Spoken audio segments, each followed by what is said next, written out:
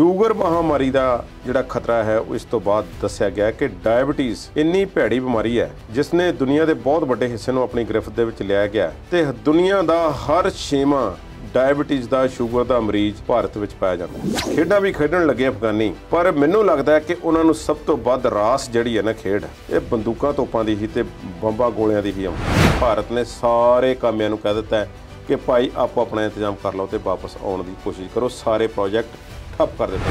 ਜੋ ਬਾਈਡਨ ਤੇ ਜਦੋਂ ਦਬਾਅ ਬਣਿਆ ਤੇ ਉਹਨਾਂ ਨੇ ਕਿਹਾ ਕਿ ਮੈਨੂੰ ਬਿਲਕੁਲ ਵੀ ਇਸ ਦਾ ਅਫਸੋਸ ਨਹੀਂ ਹੈ ਕਿ ਮੈਂ ਉੱਥੋਂ ਆਪਣੀਆਂ ਫੌਜਾਂ ਨੂੰ ਵਾਪਸ ਆਉਣ ਨੂੰ ਕਹਿ ਦਿੱਤਾ।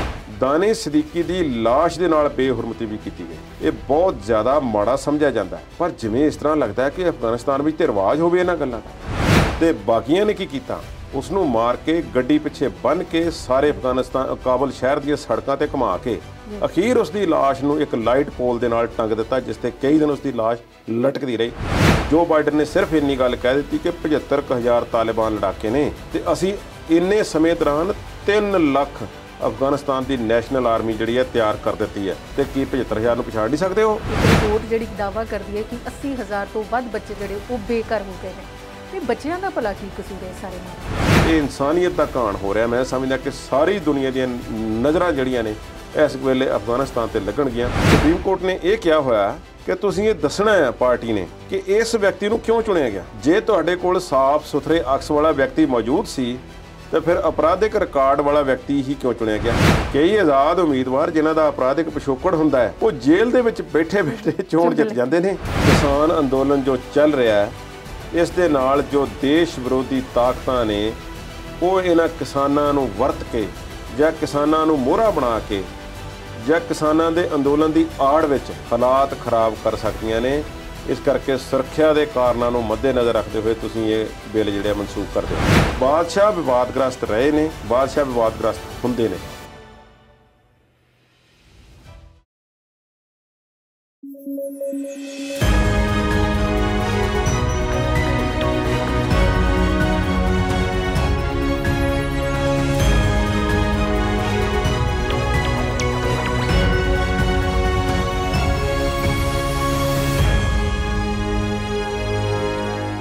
ਪੰਜਾਬੀ ਨੈਸ਼ਨਲ ਟੀਵੀ ਦੇ ਦਰਸ਼ਕਾਂ ਦਾ ਵਿਚਾਰ ਚਰਚਾ ਪ੍ਰੋਗਰਾਮ 'ਚ ਬਹੁਤ-ਬਹੁਤ ਸਵਾਗਤ ਕਰਦੇ ਹਾਂ।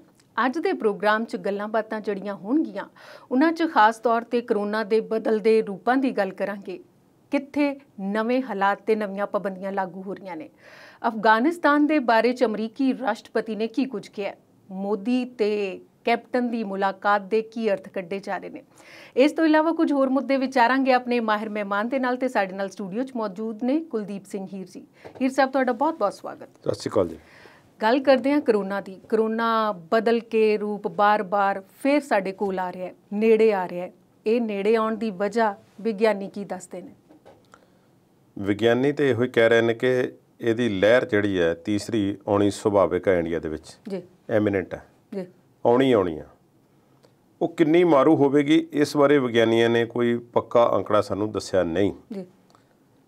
ਉਹਨਾਂ ਨੇ 2-3 ਮੁੱਦੇ ਦੱਸੇ ਸੀ ਕਿ ਆਹ ਗੱਲਾਂ ਹੋਣਗੀਆਂ ਜਿਨ੍ਹਾਂ ਤੇ ਕਰਕੇ ਸਾਨੂੰ ਇਹ ਪਤਾ ਲੱਗ ਜਾਵੇਗਾ ਕਿ ਕਰੋਨਾ ਦੀ ਲਹਿਰ ਕਿਹੋ ਜਿਹੀ ਹੋਵੇਗੀ ਜੀ, ਕਿੰਨਾ ਟੀਕਾਕਰਨ ਹੋਵੇਗਾ, ਸਾਡੇ ਨਿਯਮ ਕਿਹੋ ਜਿਹੇ ਹੋਣਗੇ, ਸੋਸ਼ਲ ਡਿਸਟੈਂਸਿੰਗ ਜਿਹੜੀ ਆ ਅਸੀਂ ਮੇਨਟੇਨ ਕਰਾਂਗੇ ਕਿ ਨਹੀਂ, ਕੋਵਿਡ ਦੇ ਜਿਹੜੇ ਨਿਯਮ ਆ ਉਹਨਾਂ ਨੂੰ ਫੋਲੋ ਕਰਾਂਗੇ ਕਿ ਨਹੀਂ। ਤੇ ਤੀਸਰਾ ਸਭ ਤੋਂ ਵੱਡਾ ਸੀ ਕਿ ਇਹ ਜਿਹੜਾ ਡੈਲਟਾ ਵੇਰੀਐਂਟ ਹੈ ਅੱਗੇ ਆਪਣੇ ਆਪ ਨੂੰ ਕਿੰਨਾ ਫਰਦਰ ਮਿਊਟੇਟ ਕਰਦਾ ਹੈ ਜੀ, ਕਿੰਨੇ ਰੂਪ ਬਦਲਦਾ ਹੈ। ਜਦੋਂ ਰੂਪ ਬਦਲ ਕੇ ਆਉਂਦਾ ਫਿਰ ਉਸ ਨੂੰ ਸਮਝਣਾ ਵੀ ਮੁਸ਼ਕਿਲ ਹੋ ਜਾਂਦਾ ਹੈ, ਉਸਦੇ ਇਲਾਜ ਦਾ ਪੈਟਰਨ ਵੀ ਚੇਂਜ ਹੋ ਜਾਂਦਾ, ਸਭ ਕੁਝ ਹੋ ਜਾਂਦਾ ਹੈ। ਪਰ ਇਹ ਸਾਰੀਆਂ ਗੱਲਾਂ ਕਹਿੰਦੇ ਨੇ ਕਿ ਜਿਹੜੀ ਅਖੀਰਲੀ ਗੱਲ ਮੈਂ ਦੱਸੀ ਹੈ ਕਿ ਕਿੰਨੇ ਰੂਪ ਬਦਲਦਾ ਡੈਲਟਾ, ਇਹ ਭਾਵੇਂ ਕੰਟਰੋਲ 'ਚ ਨਹੀਂ ਜਾਪਦਾ ਪਰ ਜਿਹੜੀਆਂ ਉਸ ਤੋਂ ਪਹਿਲਾਂ ਦੱਸੀਆਂ ਗਈਆਂ 2-3 ਗੱਲਾਂ ਨੇ ਉਹ ਇਸ ਨੂੰ ਕੰਟਰੋਲ ਕਰ ਸਕਦੀਆਂ ਨੇ ਜੀ। ਇਸ ਨੂੰ ਅੱਗੇ ਮਿਊਟੈਂਟ ਹੋਣ ਤੋਂ ਰੋਕਿਆ ਜਾ ਸਕਦਾ ਹੈ ਬਚਾਅ ਦੇ ਨਾਲ। ਟੀਕਾਕਰਨ ਰਫ਼ਤਾਰ ਤੁਹਾਨੂੰ ਪਤਾ ਕਿ ਭਾਰਤ ਵਿੱਚ ਜਿਵੇਂ ਦੀ ਹੈ ਉਵੇਂ ਦੀ ਰਹਿਣ ਦੀ ਸੰਭਾਵਨਾ ਹੈ। ਇਸ ਵਿੱਚ ਕੋਈ ਤੇਜ਼ੀ ਆ ਜਾਵੇ ਇਹਦਾ ਕੋਈ ਪਤਾ ਨਹੀਂ। ਹੁਣ ਕੁਝ ਅੰਕੜੇ ਬੜੇ ਅਜੀਬੋ-ਗਰੀਬ ਸਾਹਮਣੇ ਆ ਰਹੇ ਨੇ।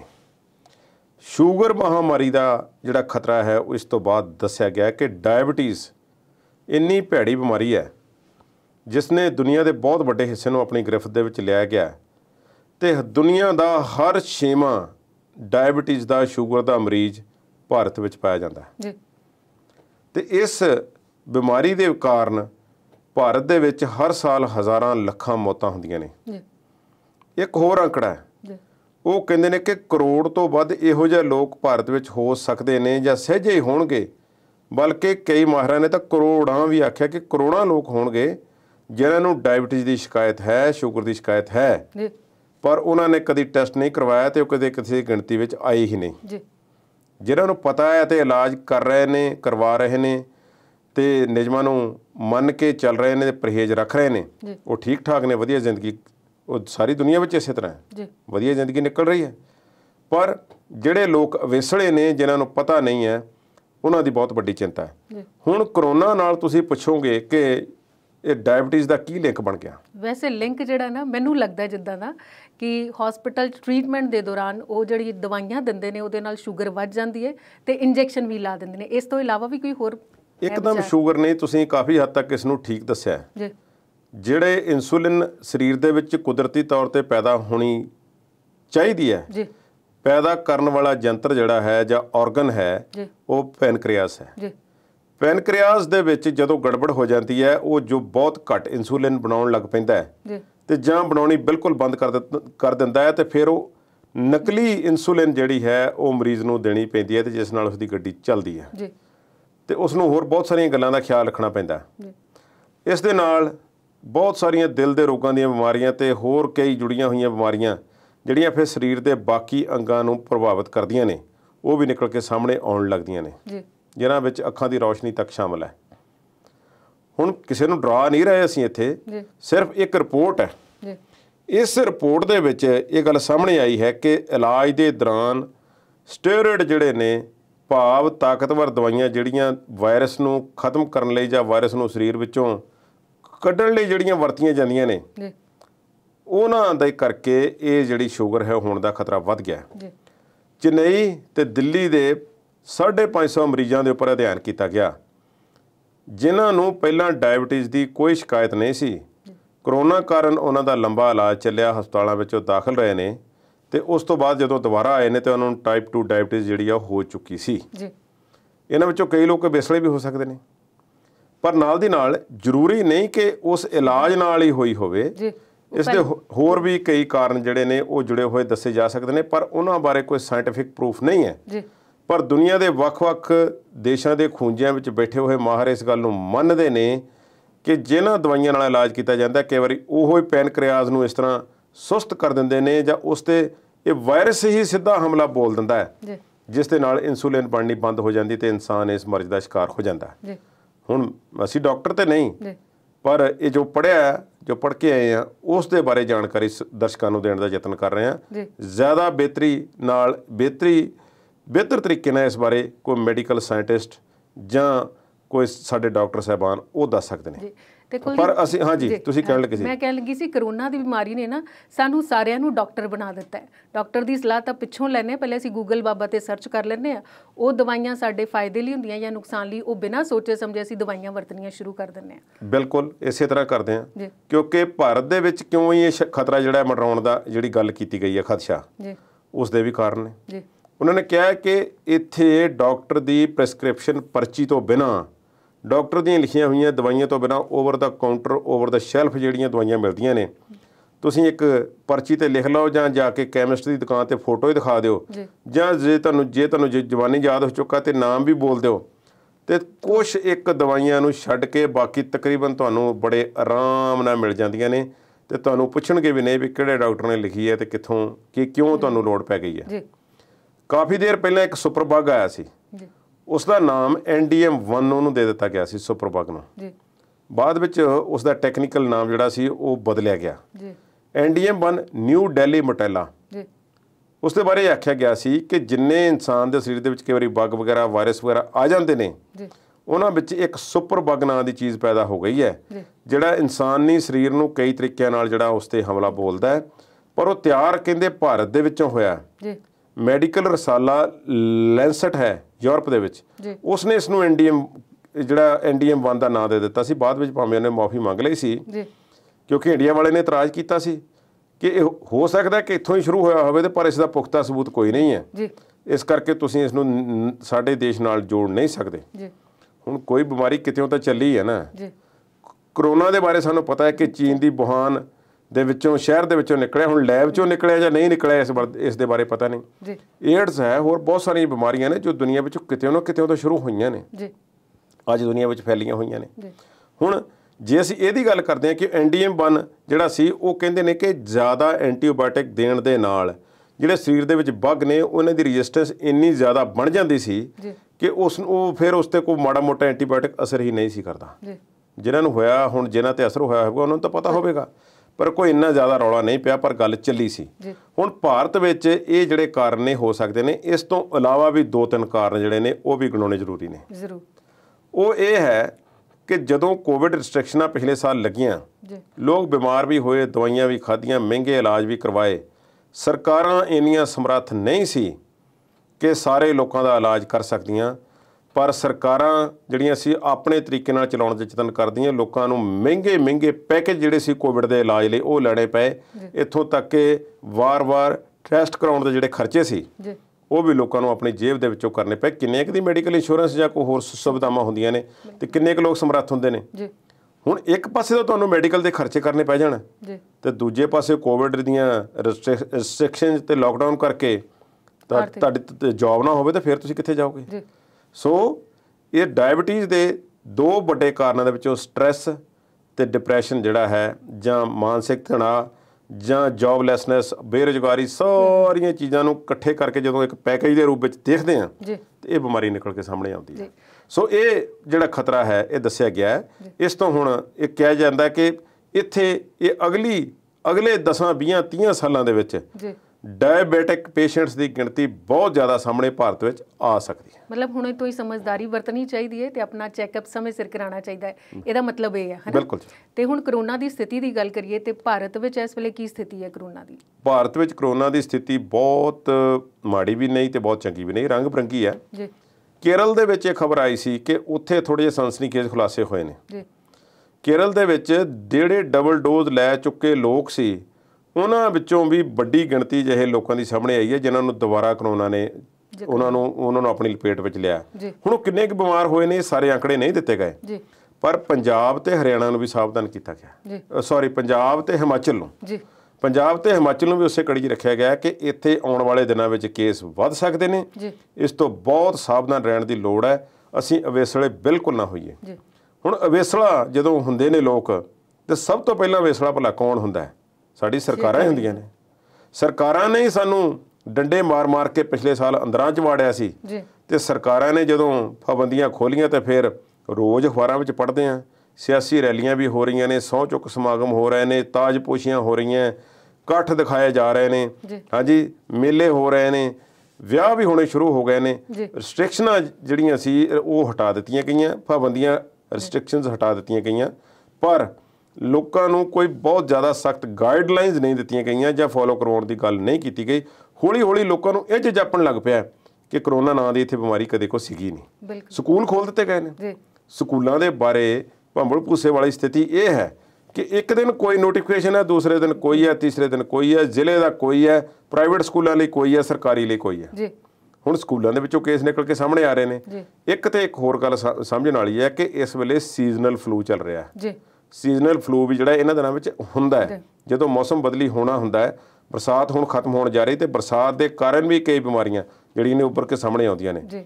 ਤੇ ਇੱਕ ਹੋਰ ਬਿਮਾਰੀ ਜਿਹੜੀ ਆਉਣ ਵਾਲੇ ਦਿਨਾਂ ਵਿੱਚ ਅਕਸਰ ਹੀ ਸੁਣਨ ਨੂੰ ਮਿਲਦੀ ਹੈ ਸਾਨੂੰ ਹਰ ਸਾਲ, ਉਹ ਜਿਹੜਾ ਡੇਂਗੂ ਬਿਮਾਰੀ ਹੈ, ਡੇਂਗੀ ਕਹਿ ਦਿੰਦੇ ਆ, ਤੇ ਉਸ ਨਾਲ ਕਿਸੇ ਦੇ ਪਲੇਟਲੈਟਸ ਘਟ ਗਏ, ਸੈੱਲ ਘਟ ਗਏ, ਇਹ ਹੋ ਗਿਆ, ਅਕਸਰ ਹੀ ਸੁਣਦੇ ਆ।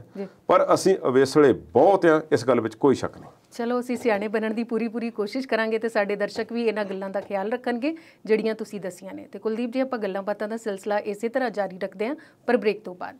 ਸੋ ਪੰਜਾਬੀ ਨੈਸ਼ਨਲ ਟੀਵੀ ਤੇ ਵਿਚਾਰ ਚਰਚਾ ਪ੍ਰੋਗਰਾਮ ਨਾਲ ਤੁਸੀਂ ਇਸੇ ਤਰ੍ਹਾਂ ਜੁੜੇ ਰਹਿਣਾ। ਮਿਲਦੇ ਹਾਂ ਬ੍ਰੇਕ ਤੋਂ ਬਾਅਦ।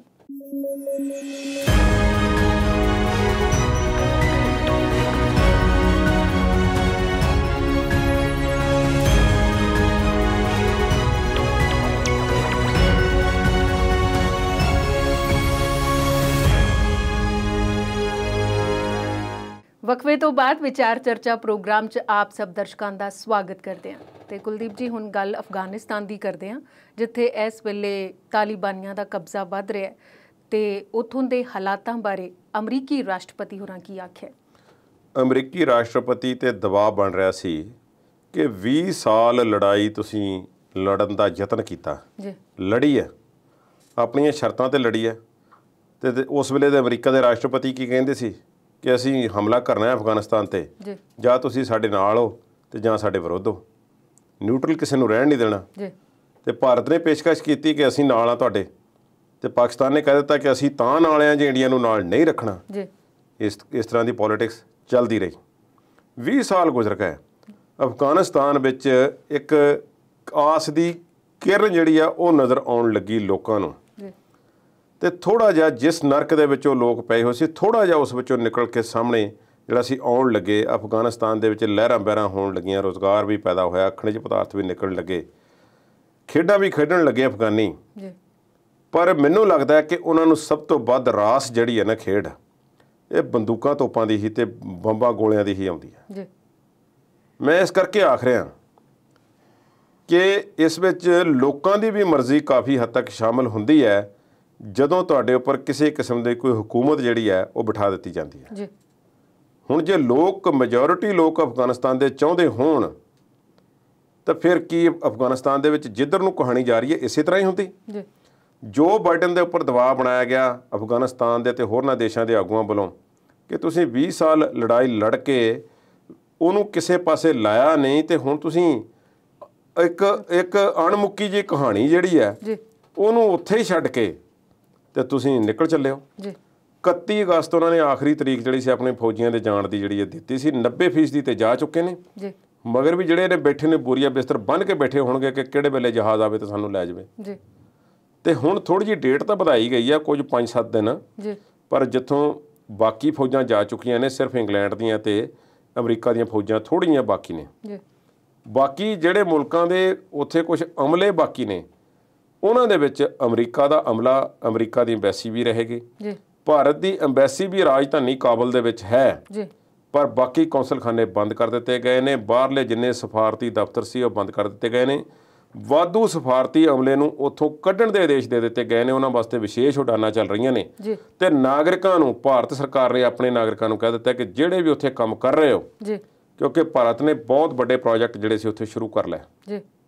ਪ੍ਰੋਜੈਕਟ ਇਸ ਹੱਦ ਤੱਕ ਸ਼ੁਰੂ ਕੀਤੇ ਕਿ ਸਕੂਲ, ਹਸਪਤਾਲ, ਸੜਕਾਂ ਤੇ ਹੋਰ ਪਤਾ ਨਹੀਂ ਕੀ ਵੱਡੇ ਵੱਡੇ ਪੁਲ ਜਿਹੜੇ ਸੀ ਉਹ ਜਿਨ੍ਹਾਂ ਤੇ ਕਦੀ ਬਣਨ ਦਾ ਸੋਚ ਵੀ ਨਹੀਂ ਸੀ ਸਕਦੇ, ਉਹ ਫੰਡ ਕੀਤੇ। ਉੱਥੇ ਭਾਰਤੀ ਕੰਪਨੀਆਂ ਨੇ ਕੰਮ ਕੀਤਾ, ਭਾਵੇਂ ਪੈਸੇ ਲਏ ਵੀ ਹੋਣਗੇ, ਪਰ ਉਹ ਇੱਕ ਇਨਵੈਸਟਮੈਂਟ ਫੇਲਿਅਰ ਜਿਹੜਾ ਸੀ ਹਰ ਤਰੀਕੇ ਨਾਲ, ਕੂਟਨੀਤਿਕ ਤੌਰ ਤੇ ਵੀ ਤੇ ਆਰਥਿਕ ਤੌਰ ਤੇ ਵੀ, ਉਹ ਇੱਕ ਫੇਲ ਹੁੰਦਾ ਨਜ਼ਰ ਆ ਰਿਹਾ। ਤੇ ਭਾਰਤ ਨੇ ਸਾਰੇ ਕਾਮਿਆਂ ਨੂੰ ਕਹਿ ਦਿੱਤਾ ਕਿ ਭਾਈ ਆਪੋ ਆਪਣਾ ਇੰਤਜ਼ਾਮ ਕਰ ਲਓ ਤੇ ਵਾਪਸ ਆਉਣ ਦੀ ਕੋਸ਼ਿਸ਼ ਕਰੋ। ਸਾਰੇ ਪ੍ਰੋਜੈਕਟ ਠੱਪ ਕਰ ਦਿੱਤੇ ਗਏ ਨੇ।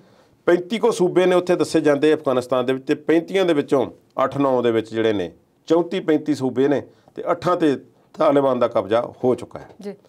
ਹੁਣ ਜੋ ਬਾਈਡਨ ਦੀ ਗੱਲ ਤੁਸੀਂ ਕੀਤੀ ਸੀ, ਜੋ ਬਾਈਡਨ ਤੇ ਜਦੋਂ ਦਬਾਅ ਬਣਿਆ ਤੇ ਉਹਨਾਂ ਨੇ ਕਿਹਾ ਕਿ ਮੈਨੂੰ ਬਿਲਕੁਲ ਵੀ ਇਸ ਦਾ ਅਫਸੋਸ ਨਹੀਂ ਹੈ ਕਿ ਮੈਂ ਉੱਥੋਂ ਆਪਣੀਆਂ ਫੌਜਾਂ ਨੂੰ ਵਾਪਸ ਆਉਣ ਨੂੰ ਕਹਿ ਦਿੱਤਾ।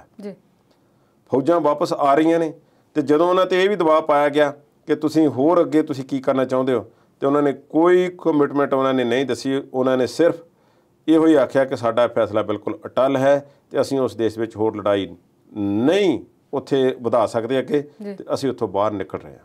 ਅਫਗਾਨਿਸਤਾਨ ਦੇ ਵਿੱਚ ਸਥਿਤੀ ਜਿਹੜੀ ਹੈ ਦਿਨ ਬ ਦਿਨ ਵਿਗੜਦੀ ਜਾ ਰਹੀ ਹੈ।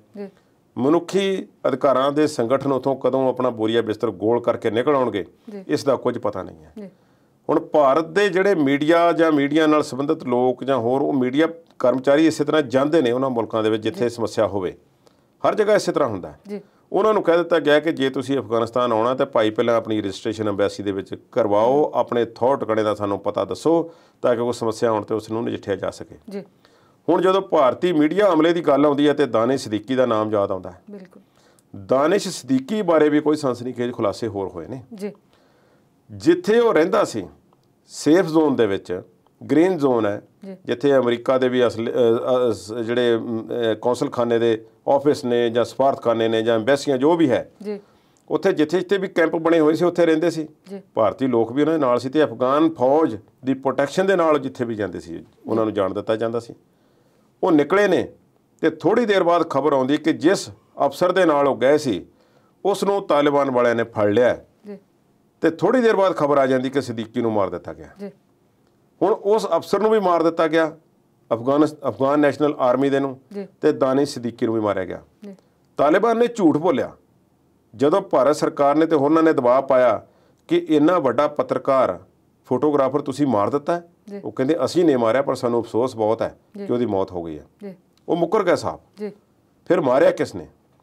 ਕੁਝ ਗਵਾਹ ਜਿਨ੍ਹਾਂ ਨੇ ਆਪਣੇ ਨਾਮ ਨਾ ਦੱਸਣ ਦੀ ਸ਼ਰਤ ਤੇ ਇਹ ਗੱਲ ਦੱਸੀ ਕਿ ਦਾਨਿਸ਼ ਸਦੀਕੀ ਤੇ ਉਹ ਫੌਜ ਦੇ ਅਫਸਰ ਤੇ ਹੋਰ ਉਹਨਾਂ ਦੇ ਨਾਲ ਜਿੰਨਾ ਹਮਲਾ ਫੈਲਾ ਸੀ, ਇੱਕ ਬਖਤਰਬੰਦ ਗੱਡੀ ਦੇ ਵਿੱਚ ਜਾ ਰਹੇ ਸੀ।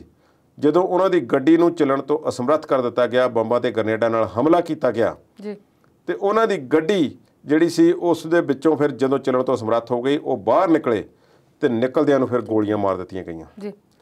ਤੇ ਉਸ ਦੀ ਇੱਥੇ ਹੀ ਬਸ ਨਹੀਂ, ਦਾਨਿਸ਼ ਸਦੀਕੀ ਦੀ ਲਾਸ਼ ਦੇ ਨਾਲ ਬੇਹੁਰਮਤੀ ਵੀ ਕੀਤੀ ਗਈ। ਇਹ ਬਹੁਤ ਜ਼ਿਆਦਾ ਮਾੜਾ ਸਮਝਿਆ ਜਾਂਦਾ ਹੈ, ਪਰ ਜਿਵੇਂ ਇਸ ਤਰ੍ਹਾਂ ਲੱਗਦਾ ਹੈ ਕਿ ਅਫਗਾਨਿਸਤਾਨ ਵਿੱਚ ਤੇ ਰਿਵਾਜ ਹੋਵੇ ਇਹਨਾਂ ਗੱਲਾਂ ਦਾ। ਕਈ ਸਾਲ ਪਹਿਲਾਂ ਕਈ ਪੱਤਰਕਾਰਾਂ ਦੀਆਂ, ਕਈ ਵਿਦੇਸ਼ੀ ਨਾਗਰਿਕਾਂ ਦੇ ਇਸ ਤਰ੍ਹਾਂ ਦੇ ਉਹਨਾਂ ਨੂੰ ਸਮੂਹਕ ਤੌਰ ਤੇ ਜਾਂ ਜਨਤਕ ਤੌਰ ਤੇ ਕਤਲ ਕਰਨ ਦੀਆਂ ਵੀਡੀਓ ਵੀ ਸਾਹਮਣੇ ਆ ਚੁੱਕੀਆਂ ਨੇ। ਥੋੜ੍ਹਾ ਜਿਹਾ ਪਿੱਛੇ ਲੈ ਚੱਲਦੇ ਹਾਂ ਕਿ ਅਫਗਾਨਿਸਤਾਨ ਦੇ ਵਿੱਚ ਪਹਿਲਾਂ ਕੀ ਹੋਇਆ ਸੀ। ਇਹ ਹੁਣ ਉੱਥੇ ਕਹਾਣੀ ਆਉਂਦੀ ਜਾਪਦੀ ਹੈ ਜਦੋਂ ਡਾਕਟਰ ਨਜੀਬੁੱਲਾ, ਜਿਹੜੇ ਉੱਥੇ ਦੇ ਸਾਬਕਾ ਰਾਸ਼ਟਰਪਤੀ ਸਨ, ਤੇ ਇਸੇ ਤਰ੍ਹਾਂ ਤਾਲਿਬਾਨ ਤੇ ਹੋਰ ਕਈ ਉਹਨਾਂ ਦੇ ਦੋਸਤਮ ਵਗੈਰਾ ਤੇ ਇਸ ਤਰ੍ਹਾਂ ਦੇ ਕਈ ਮਖਤੂਮ ਵਗੈਰਾ ਜਿਹੜੇ ਸੀ, ਉਹ ਜਿਹੜੇ ਸੀ ਬਾਕੀ ਫੌਜਾਂ ਨੇ ਜਦੋਂ ਅਫਗਾਨਿਸਤਾਨ ਤੇ ਕਬਜ਼ਾ ਕਰ ਲਿਆ ਤੇ ਫਿਰ ਉਹ ਆਪਣਾ ਜਿਹੜਾ ਆਫਿਸ ਛੱਡ ਕੇ ਰਾਸ਼ਟਰਪਤੀ ਦਾ ਭੱਜ ਕੇ ਤੇ ਉਹਨਾਂ ਨੇ ਸੰਯੁਕਤ ਰਾਸ਼ਟਰ ਦੇ ਜਿਹੜੇ ਦਫ਼ਤਰ ਦੇ ਵਿੱਚ ਪਨਾਹ ਲੈ ਲਈ। ਕਾਫੀ ਦੇਰ ਉੱਥੇ ਲੁਕੇ ਰਹੇ, ਬਾਹਰ ਨਿਕਲਣ ਦੇ ਯਤਨ ਕੀਤੇ ਗਏ। ਭਾਰਤ ਸਰਕਾਰ ਨਾਲ ਕਹਿੰਦੇ ਉਹਨਾਂ ਦੀ ਦੋਸਤੀ ਸੀ, ਪਰ ਭਾਰਤ ਸਰਕਾਰ ਦੇ ਜਦੋਂ ਨੁਮਾਇੰਦੇ ਉੱਥੇ ਜਾਂਦੇ ਨੇ ਤੇ ਉਹਨਾਂ ਨਾਲ ਕੋਈ ਬਾਹਰ ਨਿਕਲਣ ਦਾ ਪਲਾਨ ਨਹੀਂ ਬਣਦਾ। ਫਿਰ ਉਹਨਾਂ ਨੂੰ ਤਰੀਕੇ ਜਿਹੇ ਦੇ ਨਾਲ ਉੱਥੋਂ ਬਾਹਰ ਨਿਕਲਣ ਦੇ ਕੋਈ ਰਸਤੇ ਦਿੱਤੇ ਵੀ ਗਏ, ਪਰ ਅਖੀਰ ਉਹ ਬਾਗੀਆਂ ਦੇ ਹਵਾਲੇ ਆ ਗਏ। ਤੇ ਬਾਗੀਆਂ ਨੇ ਕੀ ਕੀਤਾ? ਉਸ ਨੂੰ ਮਾਰ ਕੇ ਗੱਡੀ ਪਿੱਛੇ ਬੰਨ੍ਹ ਕੇ ਸਾਰੇ ਕਾਬਲ ਸ਼ਹਿਰ ਦੀਆਂ ਸੜਕਾਂ ਤੇ ਘੁਮਾ ਕੇ ਅਖੀਰ ਉਸ ਦੀ ਲਾਸ਼ ਨੂੰ ਇੱਕ ਲਾਈਟ ਪੋਲ ਦੇ ਨਾਲ ਟੰਗ ਦਿੱਤਾ, ਜਿਸ ਤੇ ਕਈ ਦਿਨ ਉਸ ਦੀ ਲਾਸ਼ ਲਟਕਦੀ ਰਹੀ। ਸਾਰੀ ਦੁਨੀਆ ਨੇ ਦੇਖਿਆ। ਬਾਅਦ ਵਿੱਚ ਤੇ ਕਈਆਂ ਨੇ ਸ਼ੋਕ ਮਨਾਇਆ ਕਿ ਆਹ ਕੀ ਹੋਇਆ। ਇਹ ਭਾਵੇਂ ਕਿਸੇ ਦਾ ਬਿਠਾਇਆ ਹੋਇਆ ਸੀ, ਪਰ ਇੱਕ ਸਟੇਟਸਮੈਨ ਦੇ ਤੌਰ ਤੇ ਜਾਂ ਇੱਕ ਪੜ੍ਹੇ ਲਿਖੇ ਵਿਅਕਤੀ ਦੇ ਤੌਰ ਤੇ ਭਾਵੇਂ ਉਹ ਕਰਪਟ ਸੀ ਜਾਂ ਜਿਵੇਂ ਸੀ, ਇਹ ਵੀ ਸਾਰੀਆਂ ਗੱਲਾਂ ਇਹ ਸਾਬਤ ਤੇ ਨਹੀਂ ਨਾ ਹੋਈਆਂ ਕਿਤੇ। ਪਰ ਦੁਨੀਆ ਵਿੱਚ ਹੋਰ ਕਿੰਨੇ ਪੋਲੀਟੀਸ਼ੀਅਨ ਇਸ ਤਰ੍ਹਾਂ ਦੇ ਹੋਣਗੇ, ਉਹਨਾਂ ਦਾ ਇਹ ਅੰਜਾਮ ਹੁੰਦਾ ਹੈ। ਉਸ ਦਾ ਇਹ ਅੰਜਾਮ ਹੋਇਆ। ਉਸ ਦਾ ਪਰਿਵਾਰ ਉੱਥੋਂ ਭੱਜ ਕੇ ਨਿਕਲਿਆ। ਉਸ ਦੀ ਇੱਕ ਬੇਟੀ ਇੰਡੀਆ ਵਿੱਚ ਹੈ, ਇੱਕ ਕਿਤੇ ਹੈ, ਪ੍ਰੈਸ ਨਾਲ ਕੰਮ ਕਰਦੇ ਨੇ, ਪਰ ਉਸ ਦਾ ਇਹ ਅੰਜਾਮ ਹੋਇਆ ਸੀ। ਅੱਜ ਅਫਗਾਨਿਸਤਾਨ ਦੇ ਵਿੱਚ ਫਿਰ ਉਹੀ ਸਥਿਤੀ ਜਿਹੜੀ ਹੈ ਪੈਦਾ ਹੁੰਦੀ ਨਜ਼ਰ ਆ ਰਹੀ ਹੈ। ਅਜੇ ਥੋੜ੍ਹਾ ਜਿਹਾ ਪਿੱਛੇ ਹਟਵਾਂ ਹੈ ਮਾਹੌਲ। ਜੋ ਬਾਈਡਨ ਨੇ ਸਿਰਫ ਇੰਨੀ ਗੱਲ ਕਹਿ ਦਿੱਤੀ ਕਿ 75,000 ਤਾਲਿਬਾਨ ਲੜਾਕੇ ਨੇ ਤੇ ਅਸੀਂ ਇੰਨੇ ਸਮੇਂ ਦੌਰਾਨ 3 ਲੱਖ ਅਫਗਾਨਿਸਤਾਨ ਦੀ ਨੈਸ਼ਨਲ ਆਰਮੀ ਜਿਹੜੀ ਹੈ ਤਿਆਰ ਕਰ ਦਿੱਤੀ ਹੈ। ਤੇ ਕੀ 75,000 ਨੂੰ ਪਛਾਣ ਨਹੀਂ ਸਕਦੇ ਹੋ? ਇਹ ਗੱਲ ਉਹਨਾਂ ਨੇ ਕਿਹੜੇ ਤੱਥ ਦੇ ਆਧਾਰ ਤੇ ਕਿਹੜੇ ਸਬੂਤਾਂ ਦੇ ਆਧਾਰ ਤੇ ਕੀਤੀ ਹੈ, ਇਹ ਤਾਂ ਸਿਰਫ ਜੋ ਬਾਈਡਨ ਜਾਣਦੇ ਨੇ। ਪਰ ਹਾਲਾਤ ਇਹ ਨੇ, ਜਿਹੜੀਆਂ ਅੰਦਰੋਂ ਖਬਰਾਂ ਆ ਰਹੀਆਂ ਨੇ ਕਿ ਅਫਗਾਨ ਨੈਸ਼ਨਲ ਆਰਮੀ ਦੇ ਵੀ ਕੁਝ ਉਹਨਾਂ ਦੇ ਲੜਾਕੇ ਤੇ ਉਹਨਾਂ ਦੇ ਕੁਝ ਅਫਸਰ ਅੰਦਰ ਖਾਤੇ ਤਾਲਿਬਾਨ ਦੇ ਨਾਲ ਰਲਣ ਦੀਆਂ ਯੋਜਨਾਵਾਂ ਬਣਾ ਰਹੇ ਨੇ। ਤੇ ਕੁਲਦੀਪ ਜੀ, ਜਿਵੇਂ ਤੁਸੀਂ ਬਿਆਨ ਕੀਤਾ ਨਾ, ਇਹ ਸੁਣ ਕੇ ਮੇਰੇ ਆਪਣੇ ਲੂ ਕੰਡੇ ਖੜੇ ਹੋ ਰਹੇ ਸੀ ਕਿ ਇਹੋ ਜਿਹੇ ਹਾਲਾਤਾਂ ਨਾਲੋਂ ਇਨਸਾਨ ਕਿਵੇਂ ਮੁਕਾਬਲਾ ਕਰਦੇ ਹੋਣਗੇ। ਇੱਕ ਰਿਪੋਰਟ ਜਿਹੜੀ ਦਾਅਵਾ ਕਰਦੀ ਹੈ ਕਿ 80,000 ਤੋਂ ਵੱਧ ਬੱਚੇ ਜਿਹੜੇ ਉਹ ਬੇਘਰ ਹੋ ਗਏ ਨੇ, ਤੇ ਬੱਚਿਆਂ ਦਾ ਭਲਾ ਕੀ ਕਸੂਰ ਹੈ ਸਾਰੇ ਮਾਮਲੇ 'ਚ? ਜਦੋਂ ਇਸ ਤਰ੍ਹਾਂ ਦੀ ਪਹਿਲਾਂ ਵੀ ਸਥਿਤੀ ਅਫਗਾਨਿਸਤਾਨ ਦੇ ਵਿੱਚ ਪੈਦਾ ਹੁੰਦੀ ਹੈ ਤੇ ਫਿਰ ਆਸੇ-ਪਾਸੇ ਵਾਲੇ ਮੁਲਕਾਂ ਨੂੰ ਘਬਰਾਹਟ ਹੁੰਦੀ ਹੈ ਤੇ ਉਹਨਾਂ ਵਿੱਚੋਂ ਇੱਕ ਪਾਕਿਸਤਾਨ ਵੀ ਹੈ, ਉਹਨਾਂ ਨੂੰ ਵੀ ਹੁੰਦੀ ਹੈ। ਹਾਲਾਂਕਿ ਤਾਲਿਬਾਨ ਉਹਨਾਂ ਦੀ ਆਪਣੀ ਉਪਜ ਹੈ। ਪਾਕਿਸਤਾਨ ਦੇ ਨਾਲ ਮੇਰੇ ਖਿਆਲ 2400-2500 ਕਿਲੋਮੀਟਰ ਲੰਬਾ ਬਾਰਡਰ ਹੈ ਅਫਗਾਨਿਸਤਾਨ ਦਾ, ਬਹੁਤ ਲੰਬੀ ਸਰਹੱਦ ਹੈ। ਤੇ ਸਾਰੇ ਸ਼ਰਨਾਰਥੀ ਫਿਰ ਪਾਕਿਸਤਾਨ ਦੇ ਉੱਥੇ ਆ ਕੇ ਬਹਿ ਜਾਂਦੇ ਨੇ ਠੂਠਾ ਲੈ ਕੇ, ਤੇ ਉਹਨਾਂ ਨੂੰ ਫਿਰ ਉਹ ਕੁਛ ਨਾ ਕੁਛ ਦੇਣਾ ਵੀ ਪੈਂਦਾ ਹੈ ਤੇ ਕੁਝ ਉਹਨਾਂ ਵਿੱਚੋਂ ਪਾਕਿਸਤਾਨ ਦੇ ਵਿੱਚ ਐਂਟਰ ਵੀ ਕਰ ਜਾਂਦੇ ਨੇ। ਹੁਣ ਭਾਰਤ ਵਾਲੇ ਤੇ ਉੱਥੋਂ ਜੋ ਸਰਹੱਦ ਭਾਰਤ ਨਾਲ ਲੱਗਦੀ ਨਹੀਂ ਹੈ, ਇਹ ਜਹਾਜ਼ ਵਿੱਚ ਬੈਠਣਗੇ, ਆ ਜਾਣਗੇ। ਕੋਈ ਸਿੱਖ ਤੇ ਕੁਝ ਹਿੰਦੂ ਵੀ ਉੱਥੇ ਹਨ, ਉਹਨਾਂ ਨੂੰ ਵੀ ਕੱਢਣ ਦੇ ਯਤਨ ਚੱਲ ਰਹੇ ਨੇ, ਪਰ ਸਥਿਤੀ ਸੁਧਰਦੀ ਜਾਪਦੀ ਨਹੀਂ। ਜਿਹੜੀ ਤੁਸੀਂ ਬੱਚਿਆਂ ਦੀ ਗੱਲ ਕੀਤੀ ਹੈ, ਇੱਕ ਜਿੱਥੇ ਵੀ ਇਸ ਤਰ੍ਹਾਂ ਖਾਨਾ ਜੰਗੀ ਚੱਲਦੀ ਹੈ ਜਿਹਨਾਂ ਮੁਲਕਾਂ ਦੇ ਵਿੱਚ, ਔਰ ਜਿਹੜੇ ਫਿਰ ਜ਼ੁਲਮ ਹੁੰਦੇ ਨੇ ਆਮ ਲੋਕਾਂ ਤੇ ਜਦੋਂ ਬੱਚਿਆਂ ਦੀਆਂ ਤੇ ਔਰਤਾਂ ਦੀਆਂ ਤਸਵੀਰਾਂ ਸਾਹਮਣੇ ਆਉਂਦੀਆਂ ਨੇ ਇਸ ਤਰ੍ਹਾਂ ਜੂਝਦੇ ਹੋਏ ਔਰ ਹਾਲਾਤਾਂ ਵਿੱਚ ਮਾਰੇ ਜਾਣਾ, ਕਿਸੇ ਦਾ ਅੰਗ ਚਲੇ ਜਾਣਾ, ਇਹ ਇਨਸਾਨੀਅਤ ਦਾ ਘਾਣ ਹੋ ਰਿਹਾ। ਮੈਂ ਸਮਝਦਾ ਕਿ ਸਾਰੀ ਦੁਨੀਆ ਦੀਆਂ ਨਜ਼ਰਾਂ ਜਿਹੜੀਆਂ ਨੇ ਇਸ ਵੇਲੇ ਅਫਗਾਨਿਸਤਾਨ 'ਤੇ ਲੱਗਣਗੀਆਂ। ਪਰ ਇਸ ਤਰ੍ਹਾਂ ਲੱਗਦਾ ਹੈ ਕਿ ਜਿਵੇਂ ਅਫਗਾਨਿਸਤਾਨ ਦੇ ਲੋਕਾਂ ਨੂੰ ਜਾਂ ਉੱਥੇ ਦੇ ਜਿਹੜੇ ਉਹ ਲੜਾਕੇ ਨੇ, ਉਹਨਾਂ ਦੇ ਦਿਮਾਗ ਦੇ ਵਿੱਚ ਕਿਹੜੀ ਚੀਜ਼ ਪਈ ਹੋਈ ਹੈ ਜਿਹੜੀ ਦੁਨੀਆ ਕੱਢਣ ਤੋਂ ਅਸਮਰੱਥ ਹੈ ਕਿ ਉਹਨਾਂ ਨੂੰ ਸਮਝਾਉਣਾ ਬਹੁਤ ਮੁਸ਼ਕਲ ਹੈ ਕਿ ਬੰਦੂਕਾਂ ਦੇ ਸਾਏ ਦੇ ਵਿੱਚ ਜਿਉਣਾ ਚਾਹੁੰਦੇ ਨੇ। ਅਫਗਾਨਿਸਤਾਨ ਦੇ ਕੁਝ ਲੋਕ ਭਾਰਤ ਵਿੱਚ ਆ ਕੇ ਜਿਨ੍ਹਾਂ ਨੇ ਟਿਕਾਣਾ ਬਣਾ ਲਿਆ ਪਿੱਛੇ ਜਿਹੇ, ਭਾਰਤ ਸਰਕਾਰ ਨੇ ਕਈਆਂ ਨੂੰ ਤਾਂ ਰਿਫਿਊਜੀ ਸਟੇਟਸ ਦੇ ਦਿੱਤਾ ਤੇ ਕਈਆਂ ਨੂੰ ਨਹੀਂ ਦਿੱਤਾ। ਉਹ ਦੱਸਦੇ ਨੇ ਕਿ ਨੈਚੁਰਲ ਕੁਦਰਤੀ ਖੂਬਸੂਰਤੀ ਲਈ ਜਾਣਿਆ ਜਾਂਦਾ ਅਫਗਾਨਿਸਤਾਨ ਸਿਰਫ ਇਸ ਵੇਲੇ ਖੰਡਰਾਂ ਦਾ ਢੇਰ ਹੈ, ਉੱਥੇ ਕੁਝ ਨਹੀਂ ਹੈ। ਤੇ ਜਿਹੜੇ ਪਿਛਲੇ 8-10 ਸਾਲਾਂ 'ਚ ਡਿਵੈਲਪਮੈਂਟ ਹੋਈ ਹੈ ਹੁਣ ਫਿਰ ਉਹੀ ਹਾਲ ਹੋਣਗੇ। ਔਰ ਉੱਥੇ ਦੇ ਖਿਡਾਰੀ, ਉੱਥੇ ਦੇ ਕੋਈ ਸਟੇਟਸਮੈਨ, ਕੋਈ ਰਾਈਟਰ, ਕੋਈ ਸ਼ਾਇਰ, ਕੋਈ ਗਾਇਕ, ਉਹ ਦੁਨੀਆ ਨੂੰ ਅਪੀਲਾਂ ਕਰ ਰਹੇ ਨੇ ਕਿ ਸਾਨੂੰ ਇਕੱਲਿਆਂ ਨਾ ਛੱਡੋ, ਸਾਨੂੰ ਇਕੱਲਿਆਂ ਨਾ ਛੱਡੋ। ਹਾਲਾਤ ਵੱਧ ਤੋਂ ਬੱਤਰ ਉੱਥੇ ਹੋਣ ਵਾਲੇ ਨੇ, ਇਸ ਗੱਲ ਵਿੱਚ ਕੋਈ ਸ਼ੱਕ ਨਹੀਂ। ਤੇ ਕੁਲਦੀਪ ਜੀ, ਆਪਾਂ ਅਗਲੇ ਮੁੱਦੇ ਤੇ ਤੁਹਾਡੇ ਵਿਚਾਰ ਜਾਣਾਂਗੇ ਪਰ ਬ੍ਰੇਕ ਤੋਂ ਬਾਅਦ। ਸੋ ਪੰਜਾਬੀ ਨੈਸ਼ਨਲ ਟੀਵੀ ਦੇ ਦਰਸ਼ਕਾਂ ਦਾ ਫਿਰ ਤੋਂ ਸਵਾਗਤ ਕਰਾਂਗੇ ਇਸ ਬ੍ਰੇਕ ਪਿੱਛੋਂ।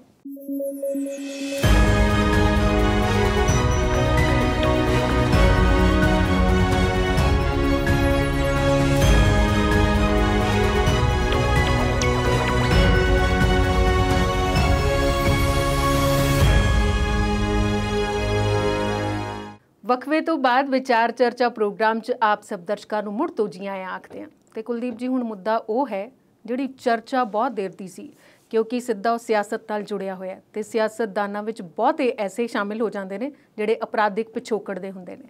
ਤੇ ਇਸ ਨੂੰ ਲੈ ਕੇ ਸੁਪਰੀਮ ਕੋਰਟ ਨੇ ਕੁਝ ਕਿਹਾ ਹੈ, ਤੇ ਉਹ ਕੀ ਆਖਿਆ ਸੁਪਰੀਮ ਕੋਰਟ ਨੇ? ਸੁਪਰੀਮ ਕੋਰਟ ਨੇ ਪਹਿਲਾਂ ਵੀ ਇਸ ਤਰ੍ਹਾਂ ਦੇ ਆਰਡਰ ਪਾਸ ਕੀਤੇ ਹੋਏ ਨੇ ਜੀ। ਉਹਨਾਂ ਵਿੱਚ ਸਮਾਂ ਸੀਮਾ ਤੈਅ ਕੀਤੀ ਗਈ ਸੀ ਕਿ ਜਦੋਂ ਪਾਰਟੀਆਂ ਆਪਣੀ ਲਿਸਟ ਜਾਰੀ ਕਰਦੀਆਂ ਨੇ ਕਿ ਅਸੀਂ ਉਮੀਦਵਾਰ ਬਣਾ ਦਿੱਤੇ ਨੇ ਜੀ, ਤੇ ਨੋਮੀਨੇਸ਼ਨ ਭਰਨ ਤੋਂ ਪਹਿਲਾਂ, ਨਾਮਜ਼ਦਗੀ ਪੱਤਰ ਦਾਖਲ ਕਰਨ ਤੋਂ ਪਹਿਲਾਂ ਉਹਨਾਂ ਨੂੰ ਆਪਣੇ ਵੇਰਵੇ ਜਿਹੜੇ ਹਨ, ਉਹ ਜਿਹੜਾ ਆਪਣਾ ਰਿਕਾਰਡ ਹੈ, ਅਪਰਾਧਿਕ ਰਿਕਾਰਡ, ਉਸ ਦੇ ਦੇਣੇ ਪੈਣਗੇ। ਭਾਵ ਕਿੰਨੇ ਉਹਨਾਂ 'ਤੇ ਕੇਸ ਚੱਲ ਰਹੇ ਨੇ, ਕਦੀ ਉਹਨਾਂ ਨੂੰ ਸਜ਼ਾ ਵੀ ਹੋਈ ਹੈ ਕਿ ਨਹੀਂ ਹੋਈ ਹੈ, ਉਹਨਾਂ ਦੇ ਹੋਰ ਕਈ ਵੇਰਵੇ। ਇੱਥੋਂ ਤੱਕ ਕਿ ਸੁਪਰੀਮ ਕੋਰਟ ਨੇ ਇਹ ਕਿਹਾ ਹੋਇਆ ਕਿ ਤੁਸੀਂ ਇਹ ਦੱਸਣਾ ਹੈ ਪਾਰਟੀ ਨੇ ਕਿ ਇਸ ਵਿਅਕਤੀ ਨੂੰ ਕਿਉਂ ਚੁਣਿਆ ਗਿਆ।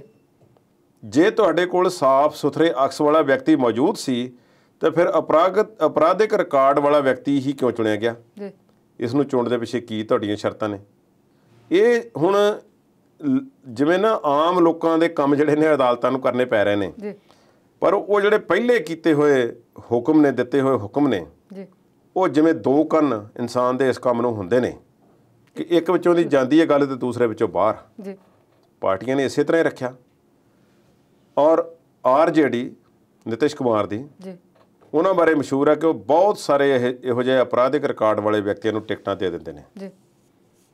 ਹੁਣ NCP ਤੇ ਵੀ ਦੋਸ਼ ਲੱਗੇ ਨੇ, ਸ਼ਰਦ ਪਵਾਰ ਦੀ ਪਾਰਟੀ ਤੇ, ਉਹਨਾਂ ਨੂੰ ਜੁਰਮਾਨੇ ਹੋਏ ਨੇ 5-5 ਲੱਖ ਰੁਪਈਆ।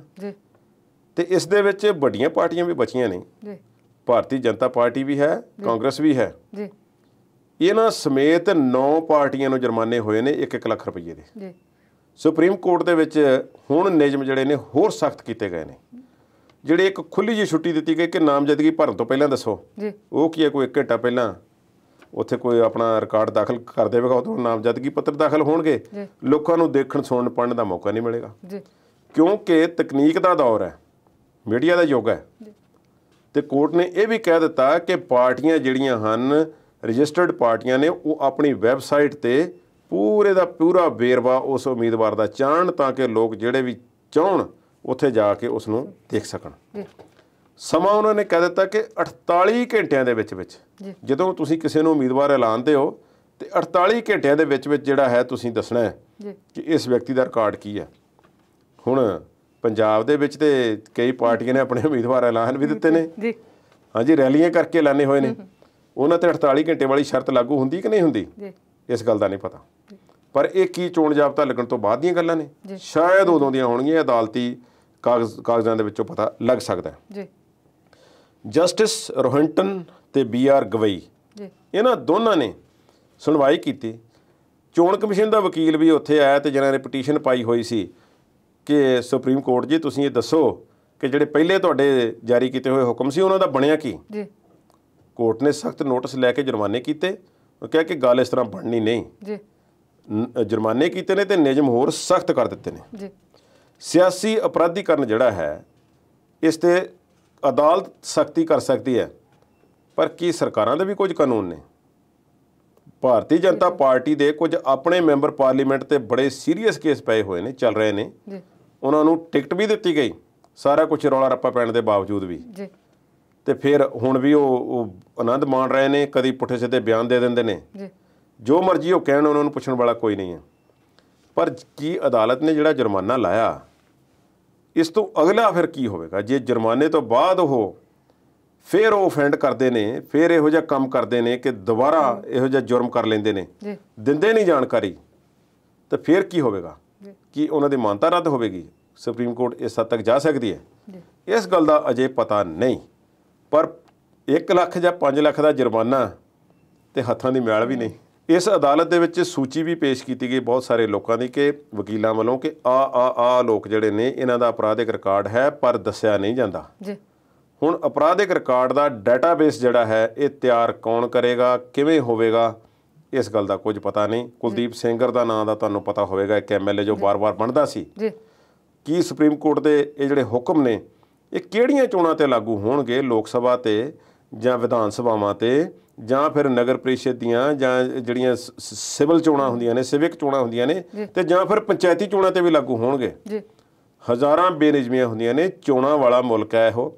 ਇੱਥੇ ਸਾਲ ਦੇ ਵਿੱਚ 2-2 3-3 ਵੋਟਾਂ ਜਿਹੜੀਆਂ ਨੇ ਵੱਡੀਆਂ ਹੁੰਦੀਆਂ ਨੇ, ਅਗਲੇ ਸਾਲ ਵੀ ਹੋਣੀਆਂ ਨੇ, ਭਾਵੇਂ ਕੇਂਦਰ ਦੀਆਂ ਹਲੇ 2024 ਦੇ ਵਿੱਚ ਹੋਣੀਆਂ ਨੇ, ਪਰ 2022 ਦੇ ਵਿੱਚ ਵੀ ਵੱਡੇ ਰਾਜਾਂ ਦੀਆਂ ਚੋਣਾਂ ਹੋਣ ਜਾ ਰਹੀਆਂ ਨੇ, ਜਿਨ੍ਹਾਂ ਵਿੱਚ ਯੂਪੀ ਤੇ ਉੱਤਰ ਪ੍ਰਦੇਸ਼ ਵੀ ਸ਼ਾਮਲ ਨੇ। ਕੀ ਉੱਥੇ ਨਿਯਮ ਲਾਗੂ ਹੋਣਗੇ? ਇਸ ਗੱਲ ਦੀ ਸਭ ਤੋਂ ਵੱਡੀ ਸਮੱਸਿਆ ਬਿਹਾਰ ਤੇ ਯੂਪੀ ਦੇ ਵਿੱਚ ਪਾਈ ਜਾਂਦੀ ਹੈ, ਜਿੱਥੇ ਅਪਰਾਧਿਕ ਪਿਛੋਕੜ ਵਾਲੇ ਲੋਕਾਂ ਨੂੰ, ਜਿਨ੍ਹਾਂ ਦੇ ਬਾਰੇ ਪਤਾ ਵੀ ਹੁੰਦਾ ਹੈ, ਪਰ ਉਹਨਾਂ ਦੀ ਫੋਲੋਇੰਗ ਇੰਨੀ ਹੁੰਦੀ ਹੈ, ਦਹਿਸ਼ਤ ਇੰਨੀ ਹੁੰਦੀ ਹੈ, ਤੇ ਉਹਨਾਂ ਕੋਲ ਮਾਇਆ ਇੰਨੀ ਹੁੰਦੀ ਹੈ ਕਿ ਉਹਨਾਂ ਨੂੰ ਰੋਕਣਾ ਸੰਭਵ ਜਾਪਦਾ ਹੈ। ਅਦਾਲਤ ਹੁਣ ਇਸ ਦੇ ਵਿੱਚ ਕੁੱਦੀ ਹੈ। ਇਸ ਗੱਲ ਦੇ ਵਿੱਚ ਕਿੱਥੋਂ ਤੱਕ ਜਾਵੇਗੀ ਤੇ ਕੀ ਬਾਕੀ ਅਦਾਲਤਾਂ ਵੀ ਇਸ ਤਰ੍ਹਾਂ ਲਿਸਟਾਂ ਲੈ ਕੇ ਤੇ ਇਸ ਚੀਜ਼ ਨੂੰ ਯਕੀਨੀ ਬਣਾਉਣਗੀਆਂ? ਕੀ ਸਾਡੇ ਲੋਕ ਕਿੰਨੇ ਸਿਆਣੇ ਬਣਨਗੇ ਕਿ ਪਾਰਟੀ ਦੇ ਦਬਾਅ ਪਾਉਣ ਜਾਂ ਉਹਨਾਂ ਦੀ ਸ਼ਿਕਾਇਤ ਕਰਨ ਕਿ ਫਲਾਣਾ ਵਿਅਕਤੀ ਦਾ ਰਿਕਾਰਡ ਜਿਹੜਾ ਹੈ ਤੁਸੀਂ ਆਪਣੀ ਵੈਬਸਾਈਟ ਤੇ ਪਾਇਆ ਨਹੀਂ ਭਾਈ? ਤੇ ਹੁਣ ਕੀ ਇਹ ਨਿਯਮ ਜਿਹੜੇ ਨੇ ਆਜ਼ਾਦ ਉਮੀਦਵਾਰਾਂ ਤੇ ਵੀ ਲਾਗੂ ਹੋਣਗੇ? ਇਹ ਵੀ ਵੱਡਾ ਸਵਾਲ ਹੈ। ਬਿਲਕੁਲ।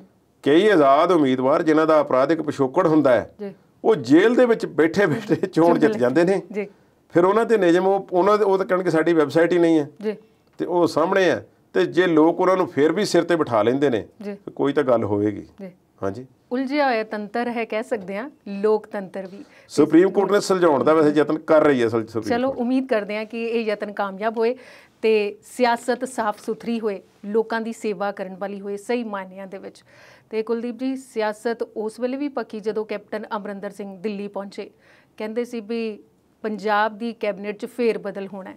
ਹਾਈ ਕਮਾਨ ਨੂੰ ਮਿਲਣ ਗਏ ਨੇ, ਹਾਈ ਕਮਾਨ ਨੂੰ ਮਿਲਣ ਤੋਂ ਬਾਅਦ ਹੁਣ ਪ੍ਰਧਾਨ ਮੰਤਰੀ ਨੂੰ ਮਿਲੇ ਨੇ। ਪ੍ਰਧਾਨ ਮੰਤਰੀ ਨਾਲ ਮੁਲਾਕਾਤ ਦਾ ਕੀ ਮਤਲਬ ਹੈ ਉਹਨਾਂ ਦਾ? ਪ੍ਰਧਾਨ ਮੰਤਰੀ ਨਾਲ ਉਹਨਾਂ ਨੇ ਮੁਲਾਕਾਤ ਜਿਹੜੀ ਕੀਤੀ ਨਾ ਜੀ, ਉਸ ਦੇ ਵਿੱਚ ਜ਼ਾਹਿਰਾ ਤੌਰ ਤੇ ਕੁਝ ਆਪਣੇ ਪੰਜਾਬ ਦੀਆਂ ਮੰਗਾਂ ਹੋਣਗੀਆਂ, ਹੋਰ ਗੱਲਾਂ ਹੋਣਗੀਆਂ ਜੀ। ਕਿਸਾਨ ਅੰਦੋਲਨ ਦੀ ਗੱਲ ਕੀਤੀ ਉਹਨਾਂ ਨੇ ਜੀ। ਇਹ ਕਾਨੂੰਨ ਰੱਦ ਕਰਨ ਦੀ ਤੇ ਇਹਨਾਂ ਤੇ ਸੋਚ ਵਿਚਾਰ ਕਰਨ ਲਈ ਉਹਨਾਂ ਨੇ ਪ੍ਰਧਾਨ ਮੰਤਰੀ ਨੂੰ ਬੇਨਤੀ ਕੀਤੀ ਹੈ ਜੀ। ਤਰਕ ਜਿਹੜਾ ਦਿੱਤਾ ਹੈ ਉਹ ਥੋੜਾ ਵੱਖਰੀ ਕਿਸਮ ਦਾ ਜੀ। ਤਰਕ ਦੇ ਵਿੱਚ ਉਹ ਕਹਿੰਦੇ ਨੇ ਕਿ ਇਸ ਦੇ ਨਾਲ ਕਿਸਾਨ ਅੰਦੋਲਨ ਜੋ ਚੱਲ ਰਿਹਾ ਹੈ, ਇਸ ਦੇ ਨਾਲ ਜੋ ਦੇਸ਼ ਵਿਰੋਧੀ ਤਾਕਤਾਂ ਨੇ ਉਹ ਇਹਨਾਂ ਕਿਸਾਨਾਂ ਨੂੰ ਵਰਤ ਕੇ ਜਾਂ ਕਿਸਾਨਾਂ ਨੂੰ ਮੋਹਰਾ ਬਣਾ ਕੇ ਜਾਂ ਕਿਸਾਨਾਂ ਦੇ ਅੰਦੋਲਨ ਦੀ ਆੜ ਵਿੱਚ ਹਾਲਾਤ ਖਰਾਬ ਕਰ ਸਕਦੀਆਂ ਨੇ। ਇਸ ਕਰਕੇ ਸੁਰੱਖਿਆ ਦੇ ਕਾਰਨਾਂ ਨੂੰ ਮੱਦੇਨਜ਼ਰ ਰੱਖਦੇ ਹੋਏ ਤੁਸੀਂ ਇਹ ਬਿੱਲ ਜਿਹੜੇ ਮਨਸੂਖ ਕਰ ਦਿਓ ਜੀ। ਹੁਣ ਇਸ ਤਰ੍ਹਾਂ ਦਾ ਖਦਸ਼ਾ ਉਹਨਾਂ ਨੇ ਪਹਿਲੀ ਵਾਰੀ ਜ਼ਾਹਰ ਨਹੀਂ ਕੀਤਾ, ਪਹਿਲਾਂ ਵੀ ਕੀਤਾ। ਜ਼ਾਹਿਰ ਹੈ ਕਿ ਉਹਨਾਂ ਕੋਲ ਕੋਈ ਸੋਲਿਡ ਰੀਜ਼ਨ ਹੋਣਗੇ ਤੇ ਜਾਂ ਉਹਨਾਂ ਦਾ ਆਪਣਾ ਇੱਕ ਗੱਲ ਕਹਿਣ ਦਾ ਤਰੀਕਾ ਹੋਵੇਗਾ। ਪੰਜਾਬ ਨੂੰ ਉਹ ਦੇਖਦੇ ਨੇ, ਪੰਜਾਬ 'ਚ ਉਹਨਾਂ ਦੀ ਡਿਊਟੀ ਹੈ, ਮੁੱਖ ਮੰਤਰੀ ਨੇ ਇੱਥੇ, ਪਰ ਉਹ ਸਾਰੇ ਵੱਡੇ ਲੀਡਰਾਂ ਨੂੰ ਮਿਲੇ ਨੇ, ਉਹ ਖੇਤੀਬਾੜੀ ਮੰਤਰੀ ਨੂੰ ਵੀ ਮਿਲੇ ਨੇ। ਉਹ ਖੇਤੀਬਾੜੀ ਮੰਤਰੀ ਨਾਲ ਉਹਨਾਂ ਨੇ ਕੁਝ ਖੇਤੀ ਦੇ ਜਿਹੜੇ ਅੰਦਰੂਨੀ ਮਸਲੇ ਨੇ, ਜਿਨ੍ਹਾਂ ਵਿੱਚ DAP ਖਾਦ ਦਾ, ਯੂਰੀਏ ਦੀ ਅਵੇਲੇਬਿਲਿਟੀ ਦਾ ਮੁੱਦਾ ਜਿਹੜਾ ਹੈ, ਕਿਉਂਕਿ ਬਿਜਾਈ ਦਾ ਸੀਜ਼ਨ ਅੱਗੇ ਆ ਰਿਹਾ ਬਰਸਾਤਾਂ ਤੋਂ ਬਾਅਦ, ਤੇ ਝੋਨੇ ਦੀ ਪਰਾਲੀ ਦੀ ਸਾਂਭ ਸੰਭਾਲ ਲਈ ਉਹਨਾਂ ਨੇ ਕੁਝ ਵਾਧੂ ਫੰਡ ਜਿਹੜੇ ਨੇ ਉਹ ਮੰਗੇ ਨੇ ਕਿ ਕਿਸਾਨਾਂ ਦੀ ਝੋਨੇ ਦੀ ਕੀਮਤ ਦੇ ਵਿੱਚ ਜਿਹੜਾ ਹੈ ਉਹ ਜੋੜ ਦਿੱਤਾ ਜਾਵੇ, ਜਿਸ ਨਾਲ ਉਹ ਪਰਾਲੀ ਦੀ ਸਾਂਭ ਸੰਭਾਲ ਕਰ ਸਕਣ। ਕਿਉਂਕਿ ਇਸ ਵਾਸਤੇ ਵੱਡੀ ਮਸ਼ੀਨਰੀ ਦੀ ਲੋੜ ਪੈਂਦੀ ਹੈ, ਵੱਡੀ ਹਾਰਸ ਪਾਵਰ ਵਾਲੇ ਟਰੈਕਟਰਾਂ ਦੀ ਲੋੜ ਪੈਂਦੀ ਹੈ, ਤੇ ਡੀਜ਼ਲ ਬਹੁਤ ਮਹਿੰਗਾ ਹੋ ਚੁੱਕਾ ਹੈ, ਤੇ ਕਿਸਾਨਾਂ ਦੀ ਆਰਥਿਕ ਤੌਰ ਤੇ ਜਿਹੜੀ ਹੈ ਉਹ ਮਦਦ ਕੀਤੀ ਜਾਵੇ। ਸੋ ਇਹ ਉਹਨਾਂ ਨੇ ਮੁੱਦੇ ਉਠਾਏ ਨੇ। ਪਰ ਇਸ ਮੁੱਦੇ ਤੇ ਉਹਨਾਂ ਨੇ ਇਹ ਗੱਲ ਕਹੀ ਕਿ ਕਿਸਾਨਾਂ ਨੂੰ ਅੱਗੇ ਲਾ ਕੇ ਕੁਝ ਹੋ ਸਕਦਾ ਹੈ।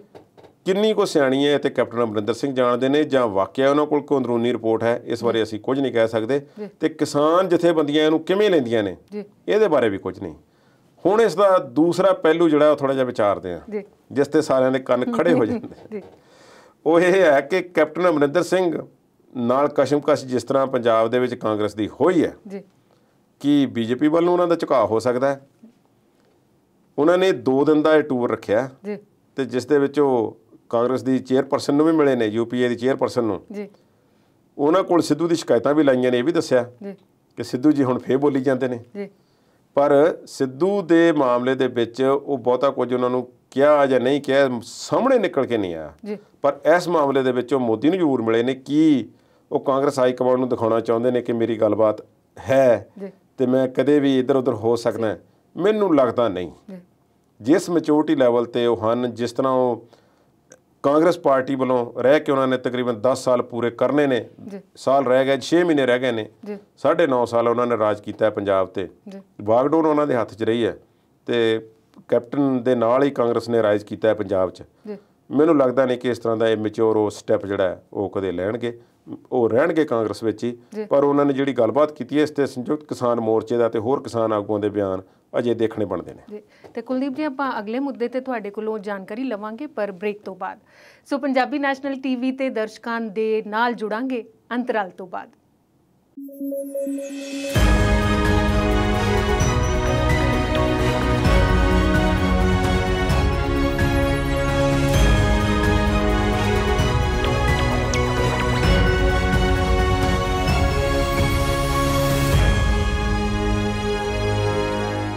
ਵਕਫੇ ਤੋਂ ਬਾਅਦ ਵਿਚਾਰ ਚਰਚਾ ਪ੍ਰੋਗਰਾਮ ਦੇ ਆਖਰੀ ਹਿੱਸੇ 'ਚ ਸਵਾਗਤ ਕਰਦੇ ਹਾਂ। ਤੇ ਕੁਲਦੀਪ ਜੀ, ਮੁੱਦੇ ਬੜੇ ਬੱਚੇ ਨੇ, ਅਸੀਂ ਚਾਹੁੰਦੇ ਹਾਂ ਕਿ ਹਰ ਮੁੱਦੇ ਤੇ ਤੁਸੀਂ ਥੋੜਾ ਜਵਾਬ ਦੇ ਦਿਓ। ਜ਼ਰੂਰ। ਕੈਪਟਨ ਅਮਰਿੰਦਰ ਸਿੰਘ ਤੇ ਨਵਜੋਤ ਵਿਚਾਲੇ ਜਿਹੜਾ ਰੇੜਕਾ ਚੱਲ ਰਿਹਾ, ਇਸ ਦਰਮਿਆਨ ਕੈਪਟਨ ਨੇ ਫੇਰ ਬਦਲ ਦੀ ਗੱਲ ਕੀਤੀ ਹੈ। ਫੇਰ ਬਦਲ ਦਾ ਪੰਜਾਬ ਨੂੰ ਕੋਈ ਫਾਇਦਾ ਹੋਣਾ ਹੈ ਕਿ ਨਹੀਂ? ਪੰਜਾਬ ਨੂੰ ਕੋਈ ਫਾਇਦਾ ਨਹੀਂ ਹੋਣਾ। ਇਹ ਗੱਲ ਭਾਵੇਂ ਜਿਹੜੇ ਸਾਡੇ ਪੱਕੇ ਕਾਂਗਰਸਮੈਨ ਜਿਹੜੇ ਪੰਜਾਬ 'ਚ ਬੈਠੇ ਹੋਏ ਨੇ, ਜੋ ਸਾਡਾ ਪ੍ਰੋਗਰਾਮ ਸੁਣ ਰਹੇ ਨੇ, ਦੇਖ ਰਹੇ ਨੇ, ਜਾਂ ਸਰਕਾਰ ਹਮਾਇਤੀ ਲੋਕ ਨੇ, ਉਹਨਾਂ ਨੂੰ ਸੁਣਨ ਨੂੰ ਨਾ ਚੰਗੀ ਲੱਗੇ, ਪਰ ਇਸ ਫੇਰ ਬਦਲ ਨਾਲ ਹੁਣ ਪੰਜਾਬ ਦਾ ਕੋਈ ਵੱਡਾ ਭਲਾ ਹੋਣ ਵਾਲਾ ਨਹੀਂ। ਇਸ ਤਰ੍ਹਾਂ ਹੈ ਕਿ ਕੋਈ ਕੰਮ ਦੀ ਨੀਂਹ ਪੱਥਰ ਜ਼ਿਆਦਾ ਰੱਖ ਹੋ ਜਾਵੇਗਾ, ਕਿਸੇ ਨੂੰ ਮੁਕੰਮਲ ਕਰਨਾ, ਨੇਪਰੇ ਚਾੜਨਾ ਹੁਣ ਸੰਭਵ ਨਹੀਂ ਹੋ ਸਕੇਗਾ। ਇਹ ਤੇ ਗਾਂ ਦੀ ਤਿਆਰੀ ਦੀ ਹੁਣ ਗੱਲ ਹੈ। ਹੁਣ ਗੱਲ ਕਰਦੇ ਆ ਕਿ ਨਵਜੋਤ ਸਿੰਘ ਸਿੱਧੂ ਕੀ ਕਰ ਰਹੇ ਨੇ। ਨਵਜੋਤ ਸਿੰਘ ਸਿੱਧੂ ਨੇ 4 ਸਲਾਹਕਾਰ ਬਣਾ ਲਏ ਨੇ ਆਪਣੇ। ਸਾਬਕਾ DGP ਮੁਹੰਮਦ ਮੁਸਤਫਾ, ਉਹਨਾਂ ਦੇ ਬਾਰੇ ਮੈਂ ਦੱਸ ਦੇਵਾਂ ਕਿ ਮੁਹੰਮਦ ਮੁਸਤਫਾ DGP ਨੇ ਤੇ ਉਹਨਾਂ ਦੀ ਪਤਨੀ ਜਿਹੜੀ ਹੈ ਰਜ਼ੀਆ ਸੁਲਤਾਨਾ, ਉਹ ਮਿਨਿਸਟਰ ਹੈ। ਤੇ ਕੈਪਟਨ ਅਮਰਿੰਦਰ ਸਿੰਘ ਨਾਲ ਬਹੁਤੀ ਕਹਿੰਦੇ ਬਣਦੀ ਨਹੀਂ ਮੁਹੰਮਦ ਮੁਸਤਫਾ ਦੀ। ਮੁਹੰਮਦ ਮੁਸਤਫਾ ਜਦੋਂ DGP ਦਿਨਕਰ ਗੁਪਤਾ ਨੂੰ ਲਾਇਆ ਗਿਆ ਤੇ ਅਦਾਲਤ ਵਿੱਚ ਪਹੁੰਚ ਗਏ ਸੀ, ਨਾਰਾਜ਼ ਚੱਲੇ ਨੇ। ਉਹ ਆਪਣੀ ਸੀਨੀਅਰਟੀ ਦਾ ਵਾਸਤਾ ਦਿੱਤਾ, ਕੀਤੇ ਹੋਏ ਕੰਮਾਂ ਦਾ ਵਾਸਤਾ ਦਿੱਤਾ ਕਿ ਮੈਡਲ ਵੀ ਉਹਨਾਂ ਨੇ ਜਿੱਤੇ ਹੋਏ ਨੇ, ਜਿਹੜੇ ਮੇਰੇ ਖਿਆਲ ਹੈ ਕਿ ਕਾਫੀ ਜ਼ਿਆਦਾ ਨੇ। ਲੇਕਿਨ ਉਹ ਬਹੁਤਾ ਕੁਝ ਪੱਲੇ ਪਿਆ ਨਹੀਂ, ਪਰ ਮੁਸਤਫਾ ਨਾਰਾਜ਼ ਰਹੇ। ਰਿਟਾਇਰਡ ਨੇ ਇਸ ਵੇਲੇ, ਰਿਟਾਇਰਡ ਲਾਈਫ ਜਿਹੜੀ ਨੇ ਉਹ ਵਧੀਆ ਬਿਤਾ ਰਹੇ ਨੇ। ਸਿੱਧੂ ਨੇ ਉਹਨਾਂ ਨੂੰ ਨਾਲ ਜੋੜ ਲਿਆ, ਪਰ ਉਹ ਅਸਤੀਫਾ ਦੇ ਗਏ ਨੇ। ਉਹ ਕਹਿੰਦੇ ਨੇ ਕਿ ਮੈਂ ਇਹ ਕੰਮ ਨਹੀਂ ਕਰਨਾ। ਡਿਟੇਲ ਅਜੇ ਉਡੀਕੀ ਜਾ ਰਹੀ ਹੈ, ਵੇਰਵੇ ਉਡੀਕੇ ਜਾ ਰਹੇ ਨੇ, ਪਰ ਉਹਨਾਂ ਨੇ ਜਵਾਬ ਦੇ ਦਿੱਤਾ ਕਿ ਮੈਂ ਸਲਾਹਕਾਰ ਨਹੀਂ ਬਣਨਾ ਜੇ ਕਿਸੇ ਦਾ। ਇਹ ਹੁਣ ਪਤਾ ਨਹੀਂ ਕਿ ਉਹਨਾਂ ਨੇ ਖੁਦ ਇਹ ਗੱਲ ਕੀਤੀ ਹੈ ਜਾਂ ਸਿੱਧੂ ਨੇ ਉਹਨਾਂ ਨਾਲ ਪਹਿਲਾਂ ਸਲਾਹ ਨਹੀਂ ਕੀਤੀ ਜਾਂ ਆਪਣੇ ਤੌਰ 'ਤੇ ਐਲਾਨ ਕਰ ਦਿੱਤਾ। ਜੇ ਆਪਣੇ ਤੌਰ 'ਤੇ ਐਲਾਨ ਕਰ ਦਿੱਤਾ ਹੈ ਤਾਂ ਫਿਰ ਕੋਈ ਬਹੁਤੀ ਵਧੀਆ ਗੱਲ ਨਹੀਂ। ਹੁਣ ਅੱਗੇ ਚੱਲਦੇ ਹਾਂ ਕਿ ਡਾਕਟਰ ਅਮਰ ਸਿੰਘ ਲੋਕ ਸਭਾ ਮੈਂਬਰ ਨੇ ਫਤਿਹਗੜ੍ਹ ਸਾਹਿਬ ਤੋਂ। ਉਹ SC ਭਾਈਚਾਰੇ ਨੂੰ ਬਿਲੋਂਗ ਕਰਦੇ ਨੇ, MBBS ਡਾਕਟਰ ਨੇ, ਤੇ ਉਹਨਾਂ ਦਾ ਅਸਰ ਰਸੂਖ ਚੰਗਾ ਹੈ। ਉਹਨਾਂ ਨੇ ਲੱਖ ਦੇ ਫਰਕ ਦੇ ਨਾਲ ਜਿਹੜਾ ਹੈ ਉਹਨਾਂ ਨੇ ਚੋਣ ਜਿੱਤੀ ਹੋਈ ਹੈ ਦਰਬਾਰਾ ਸਿੰਘ ਗੁਰੂ ਤੋਂ, ਤੇ ਉਹ ਪਹੁੰਚੇ ਹੋਏ ਨੇ ਲੋਕ ਸਭਾ ਦੇ ਵਿੱਚ। ਤੇ ਸਿੱਧੂ ਦੇ ਹਮਾਇਤੀ ਨੇ ਕਈ ਗੱਲਾਂ ਦੇ ਵਿੱਚ ਸਿੱਧੂ ਦੀ ਹਮਾਇਤ ਕਰਦੇ ਰਹਿੰਦੇ ਨੇ। ਹਾਲਾਂਕਿ ਬਹੁਤੇ ਵਾਇਸ ਪ੍ਰੈਸ ਨਹੀਂ, ਜਿਵੇਂ ਬਾਕੀ ਮੈਂਬਰ ਪਾਰਲੀਮੈਂਟ ਦੇ ਨਾਂ ਜ਼ਬਾਨ 'ਤੇ ਅਕਸਰ ਆਸਾਨੀ ਨਾਲ ਆ ਜਾਂਦੇ ਨੇ, ਇਹ ਉਹਨਾਂ ਵਿੱਚੋਂ ਨਹੀਂ, ਪਰ ਉਹਨਾਂ ਦਾ ਠੀਕ ਠਾਕ ਰਿਕਾਰਡ ਜਿਹੜਾ ਦੱਸਿਆ ਜਾਂਦਾ ਹੈ। ਇਹ ਉਹਨਾਂ ਨੂੰ ਸਲਾਹਕਾਰ ਵਜੋਂ ਲਿਆ। ਡਾਕਟਰ ਪਿਆਰੇ ਲਾਲ ਗਰਗ ਉਹ ਡਾਕਟਰ ਨੇ, ਔਰ ਉਹਨਾਂ ਦੀ ਚੰਗੀ ਸੋਚ ਸਮਝੀ ਜਾਂਦੀ ਹੈ ਕਿ ਪੰਜਾਬ ਦੇ ਮੁੱਦਿਆਂ 'ਤੇ ਉਹਨਾਂ ਦਾ ਵਿਸ਼ਲੇਸ਼ਣ ਕਰਨ ਦੇ ਵਿੱਚ ਉਹਨਾਂ ਦਾ ਕਾਫੀ ਸੋਹਣਾ ਰੈਪੂਟੇਸ਼ਨ ਹੈ, ਤੇ ਪੰਜਾਬ ਦੇ ਮੁੱਦਿਆਂ ਨੂੰ ਬਰੀਕੀ ਨਾਲ ਹੱਲ ਕਰਨ ਦੇ ਨੁਕਤੇ ਜਿਹੜੇ ਨੇ ਵੱਖ-ਵੱਖ ਮੀਡੀਆ ਸੋਰਸਿਸ 'ਤੇ ਜਾ ਕੇ ਸਮਝਾਉਂਦੇ ਰਹਿੰਦੇ ਨੇ।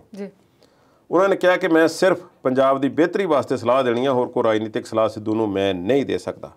मालविंदर सिंह माली ये किसानी संघर्ष के विचों निकले हुए आगू ने और नवजोत सिंह सिद्धू नाल जुड़े हुए ने। सोशल मीडिया के जरिए नवजोत सिंह सिद्धू के एजेंडा बेस्ड प्रोपेगंडा नूं वो सपोर्ट करते रहे हैं। सो ये 4 व्यक्ति ने, इन्हां विच मुहम्मद मुस्तफा छड्ड गए ने, 3 बचते हैं कि चौथे की जगह पर नवजोत सिंह सिद्धू किसी होर नूं जोड़ते हैं। ये की सलाह नवजोत सिंह सिद्धू नूं देणगे जां हुण दी कार्रवाई वास्ते देणगे जां 2021 दीआं स्थितियां तो बाद वास्ते वो कोई सलाहकार नियुक्त किए गए हैं, इस बारे पता नहीं। तो कुलदीप जी हुण खेडां वाल आईए तो खेड रतन पुरस्कार की गल हो रही है। मनप्रीत सिंह कुछ कह रहे हैं, उन्होंने की कहा इस बारे? मनप्रीत सिंह ने एक ट्वीट किया जिस दे विच उन्होंने गल की कि एक पुरस्कार जिहड़ा खेडां वास्ते होवे, खिडारियों के नाम ते होवे तो चंगा लगता है। तो सरकार ने जिहड़ा खेल रतन पुरस्कार का नाम बदल के मेजर ध्यानचंद के नाम पर किया है, इसका असीं स्वागत करते हैं। नाल उन्होंने 1-2 गल्लां होर भी लिखियां कि इन्ने सालों बाद आया गोल्ड, तो उदों तो साडी ते असीं ते दुनिया भी साढ़े जन्म तो पहलां दा जिहड़ा सी मैडल आया होया सी ते इन्नी देर बाद आया, ये चंगी अचीवमेंट है। चलो ठीक आ, वो कर रहे हैं सारा कुछ। पर मनप्रीत सिंह जिहड़े ने कप्तान, उन्होंने हुण वो जो ट्वीट किया तो उन्होंने खेल रत्न पुरस्कार लिख दिता। कुछ कांग्रेस आगू भड़के ने जिन्हां विचों शामा मुहम्मद नां दी काफ़ी स्पोक्सपर्सन जिहड़ी अगांह वध के गलबात करती है, उन्होंने बड़ा इतराज़ प्रगट किया है कि मनप्रीत सिंह नूं पता नहीं कि इहदा नाम राजीव गांधी खेल रत्न अवार्ड है। मैं इहो कह सकदा भी मनप्रीत सिंह ने वो कीता ते उहदे साथियों ने वो कीता जो पिछले 40 सालों किसी तो होया नहीं। सानू सिर्फ उन्होंने माण है। वो हॉकी खिडारी ने, वो हो भी सकते हैं पर कोई ऑक्सफोर्ड के ग्रैजुएट नहीं, असीं उन्होंने तस्लीम कर सकते कि एक अखर बाई अखर जिवें राजनीतिवान इन्होंने गांह द गांह 4-4 सलाहकार रखे होंगे कि मेरे लिए भाषण लिख दो, मेरे लिए ट्वीट कर दो, मेरे लिए आ कर दो। सो इस तरह का वो बहुत भड़के ने इस मामले ते। देखो जी राजीव गांधी के नाम ते असीं हुण ये पॉलिटिक्स जी चलाउण दा यतन जिहड़ा कोशिश उस बीबी जी ने कीता है, पर मैनूं लगदा है कि खाम-खा एक दबाव जिहा बनाउण दा यतन कीता जिस ते कोई बहुती उन्हां दी प्रौढ़ता होनी नहीं। उधर महाराष्ट्र सरकार ने वैसे कह दिता है कि एक IT विभाग का जिहड़ा अवार्ड है वो असीं राजीव गांधी के नाम ते जिहड़ा है वो देण दी कोशिश कर रहे हैं। पर ये हुण ये रौला रप्पा चलदा रहेगा आउण वाले सालां 'च, आउण वाले महीनਿਆਂ 'ਚ भी किहड़ी चीज़ खेडां दी जिहड़ी है किस व्यक्ति के नाम ते रखनी है। चलो ये सिलसिला चलता रहना चाहिए क्योंकि खेडां की गल होएगी तो मैनूं लगदा खिडारी ज़्यादा अगे आउणगे। तो हुण नौजवानों की गल करते हैं। वैसे तो खिडारी साडे नौजवान ही मैडल जित के लिआए ने। अज असीं इंटरनैशनल यूथ डे मना रहे हैं। इस नूं लैके भारतीय नौजवानों की खास तौर पर गल करते हैं। एक रिपोर्ट जनतक हुई है, उहदे विच भारतीय नौजवानों बारे की आख्या गया? वर्ल्ड यूथ डिवेलपमेंट इंडैक्स है जी कि किहड़े देश विच नौजवानों ने किस तरह की तरक्की की है जी। उस विचों चंगी खबर यह है कि जिन्हां 4-5 मुल्कां ने इस दे विच पिछले 3-4 सालों के या 8 सालों के 2010 तो ला लीए कोई चंगी परफॉर्मेंस दी है, तो उन्होंने विच भारत भी है, अफगानिस्तान भी है, तो 1-2 होर मुल्क होर ने जिन्हां दा रैंक इंप्रूव होया। जिन्हां दी इस वेले सब तो माड़ी हालत है उन्हां विच सूडान है, अफगानिस्तान है, नाइजर है, तो चैड है। हुण अफगानिस्तान मैं नाम लिया, पहला कह के उसने इंप्रूव किया, तो हुण सब तो थल्ले वालियां विच वो पहला होर भी ज़्यादा थल्ले सी, हुण 1-2 पायदान उपर आ गए ने। इहो स्थिति भारत की है। पहले मैं उन्हां मुल्कां दे नाम दस देवां जिहड़े सिखर ते ने। ये नौजवानों की सेहत, सिक्ख्या ते रोज़गार, इन्हां चीज़ां दा किहड़े देश विच की हाल है उस हिसाब नाल दर्जेबंदी बनाई जाती है। जिहड़े सिखर ते देश ने सिंगापुर है, स्लोवेनिया है, नॉर्वे है, माल्टा ते डेनमार्क है। ज़ाहिर तौर पर स्कैंडिनेवियन कंट्रीज़ दे विच आ जांदे ने सूची विच। 181 देशों की सूची है तो भारत का 122वां रैंक है। ये इंप्रूवमेंट तो बाद है। तो पहला कितना सी? पहले दे बारे अजे मैनूं जानकारी मिल नहीं सकी। हुण इस दे विचों तसल्ली वाली किहड़ी गल है, वो तो गुआढ़ियों नाल मुकाबला करके कर सकते हैं। जिवें असीं अपना हिसाब किताब बना लिया पिछले सालों में, दुनिया के वड्डे वड्डे मुल्कां नाल साडा मुकाबला होया करता सी। एक कॉमनवैल्थ कंट्रीज़ की एक ऑर्गेनाइजेशन है जिसने ये आंकड़े जारी किए हैं तो हर साल करते हैं। उस विच बांग्लादेश के 126वां है तो पाकिस्तान वालों का 162वां रैंक है। ਸੋ ਉਹਨਾਂ ਨਾਲੋਂ ਅਸੀਂ ਬਿਹਤਰ ਹਾਂ, ਪਰ ਸਾਨੂੰ ਬਹੁਤ ਜ਼ਿਆਦਾ ਕੰਮ ਕਰਨ ਦੀ ਲੋੜ ਹੈ ਯੂਥ ਤੇ ਸਿਹਤ ਦੇ ਮਾਮਲੇ ਦੇ ਵਿੱਚ। ਕਹਿੰਦੇ ਕਿ ਯੂਥ ਦੀ ਸਿਹਤ ਦੇ ਮਾਮਲੇ ਵਿੱਚ ਥੋੜ੍ਹਾ ਜਿਹਾ ਠੀਕ ਕੰਮ ਭਾਰਤ ਵਿੱਚ ਹੋਇਆ ਹੈ ਪਿਛਲੇ ਸਾਲਾਂ ਵਿੱਚ, ਪਰ ਇਹ ਕੋਵਿਡ ਮਹਾਮਾਰੀ ਤੋਂ ਪਹਿਲਾਂ ਦੇ ਆંકੜੇ ਨੇ ਤੇ ਅਫਗਾਨਿਸਤਾਨ ਨੇ ਜਿਹੜਾ ਥੋੜ੍ਹਾ ਜਿਹਾ ਇੰਪਰੂਵ ਕੀਤਾ ਹੈ। ਪਿਛਲੇ 2 ਹਫ਼ਤਿਆਂ ਦੇ ਵਿੱਚ 1000 ਤੋਂ ਵੱਧ ਸਿਵਲੀਅਨ ਲੋਕਾਂ ਦੀ ਉੱਥੇ ਮੌਤ ਹੋ ਚੁੱਕੀ, ਜਿਸ ਵਿੱਚ ਯੂਥ ਵੀ ਹੋਵੇਗਾ ਬਹੁਤਾ। ਸੋ ਉਹਨਾਂ ਦੀ ਰੈਂਕਿੰਗ ਇੱਕ ਵਾਰੀ ਫੇਰ ਗੋਤਾ ਲਾਉਣ ਵਾਲੀ ਹੈ ਤੇ ਸਾਡੀ ਤਾਂ ਜਾਵੇਗੀ ਕਿ ਨਹੀਂ, ਇਹ ਤੇ ਭਵਿੱਖ ਦੇ ਸਾਲਾਂ 'ਚ ਪਤਾ ਲੱਗੇ। ਤੇ ਕੁਲਦੀਪ ਜੀ, ਹੁਣ ਗੱਲ ਬਾਲੀਵੁੱਡ ਨਾਲ ਜੁੜੀ ਹੋਈ ਹੈ। ਬਹੁਤ ਸਾਰੇ ਐਸੀਆਂ ਹਸਤੀਆਂ ਨੇ, ਸ਼ਖਸੀਅਤਾਂ ਨੇ ਜਿਹੜੀਆਂ ਕਿਸੇ ਨਾ ਕਿਸੇ ਮੁੱਦੇ ਨੂੰ ਲੈ ਕੇ ਚਰਚਾ 'ਚ ਬਣੀਆਂ ਰਹਿੰਦੀਆਂ ਨੇ, ਤੇ ਗੱਲ ਕਰੀਨਾ ਤੇ ਸੈਫ ਦੇ ਬੱਚੇ ਦੀ ਹੋ ਰਹੀ ਹੈ। ਇਹ ਕਾਹਦਾ ਰੌਲਾ ਪੈ ਗਿਆ ਹੁਣ? ਕਰੀਨਾ ਤੇ ਸੈਫ ਦੀ ਜੋੜੀ ਜਿਹੜੀ ਹੈ, ਹੁਣ ਸੈਫ ਅਲੀ ਖਾਨ ਹੈ ਜਿਹੜਾ ਹੈ, ਉਹ ਬੇਸਿਕਲੀ ਇੱਕ ਰਜਵਾੜਾ ਸ਼ਾਹੀ ਜਿਹੜੀ ਇੱਕ ਪਰੰਪਰਾ ਚੱਲੀ ਆ ਰਹੀ ਹੈ, ਨਵਾਬਾਂ ਦਾ ਪਰਿਵਾਰ ਹੈ। ਉਸਦੇ ਪਿਤਾ ਮਨਸੂਰ ਅਲੀ ਖਾਨ ਪਟੌਦੀ ਜਿਹੜੇ ਸੀ ਉਹ ਕ੍ਰਿਕਟ ਦੇ ਖਿਡਾਰੀ ਵੀ ਸੀ, ਭਾਰਤ ਦੇ ਕਪਤਾਨ ਵੀ ਰਹੇ ਨੇ ਤੇ ਜਿਹੜੇ ਭਾਰਤ ਨੇ ਬਿਹਤਰੀਨ ਫੀਲਡਰ ਜਿਹੜੇ ਸਭ ਤੋਂ ਪਹਿਲੇ ਜਿਹੜੇ ਪੈਦਾ ਕੀਤੇ ਉਹਨਾਂ ਵਿੱਚ ਉਹਨਾਂ ਦਾ ਨਾਮ ਆਉਂਦਾ ਸੀ। ਕ੍ਰਿਕਟ ਉਹਨਾਂ ਨੇ ਲੰਬਾ ਸਮਾਂ ਖੇਲੀ ਹੈ, ਮਾਡਲਿੰਗ ਵੀ ਕੀਤੀ ਹੈ, ਪਰ ਸਭ ਤੋਂ ਵੱਡੀ ਜਿਹੜੀ ਉਹਨਾਂ ਦੀ ਇੱਕ ਖੂਬੀ ਸੀ ਉਹ ਇਹ ਸੀ ਕਿ ਉਹਨਾਂ ਦੀ ਇੱਕ ਅੱਖ ਜਿਹੜੀ ਸੀ ਉਹ ਕਾਫੀ ਸਮੇਂ ਤੋਂ ਕੰਮ ਨਹੀਂ ਸੀ ਕਰਦੀ। ਇੱਕ ਅੱਖ ਦੇ ਨਾਲ ਹੀ ਉਹਨਾਂ ਨੇ ਕ੍ਰਿਕਟ ਖੇਡੀ ਹੈ। ਉਹਨਾਂ ਦਾ ਵਿਆਹ ਅਭਿਨੇਤਰੀ ਸ਼ਰਮੀਲਾ ਟੈਗੋਰ ਦੇ ਨਾਲ ਹੁੰਦਾ ਹੈ ਤੇ ਉਹਨਾਂ ਦਾ ਬੇਟਾ ਹੈ ਸੈਫ ਅਲੀ ਖਾਨ। ਸੈਫ ਅਲੀ ਖਾਨ ਦੀ ਪਤਨੀ ਹੈ ਕਰੀਨਾ ਕਪੂਰ, ਜੋ ਰਾਜ ਕਪੂਰ ਖਾਨਦਾਨ ਦੀ ਬੇਟੀ ਹੈ। ਇਹਨਾਂ ਦੇ ਪਹਿਲਾ ਬੇਟੇ ਦਾ ਜਦੋਂ ਜਨਮ ਹੋਇਆ ਤੇ ਬੇਟੇ ਦਾ ਨਾਂ ਰੱਖਿਆ ਅਲੀ ਖਾਨ ਤੇ ਨਾਲ ਲੱਗਣਾ ਹੀ ਸੀ, ਪਰੰਪਰਾ ਹੈ, ਤੈਮੂਰ ਅਲੀ ਖਾਨ।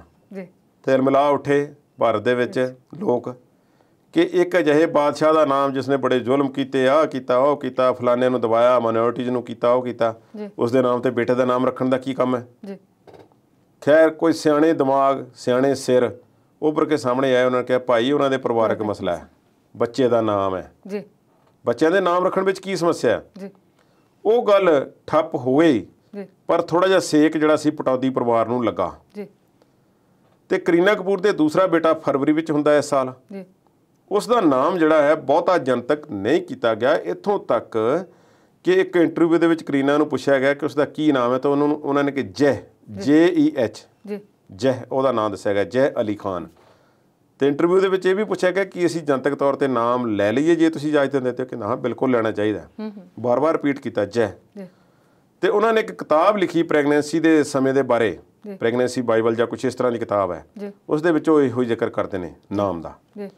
ਫਿਰ ਪਰਿਵਾਰ ਦੇ ਵਿੱਚੋਂ ਖਬਰ ਨਿਕਲ ਕੇ ਸਾਹਮਣੇ ਆਉਂਦੀ ਹੈ ਕਿ ਬੱਚੇ ਦਾ ਨਾਮ ਇੰਨਾ ਹੀ ਨਹੀਂ, ਬੱਚੇ ਦਾ ਨਾਮ ਨਾਲ ਕੁਝ ਹੋਰ ਵੀ ਹੈ।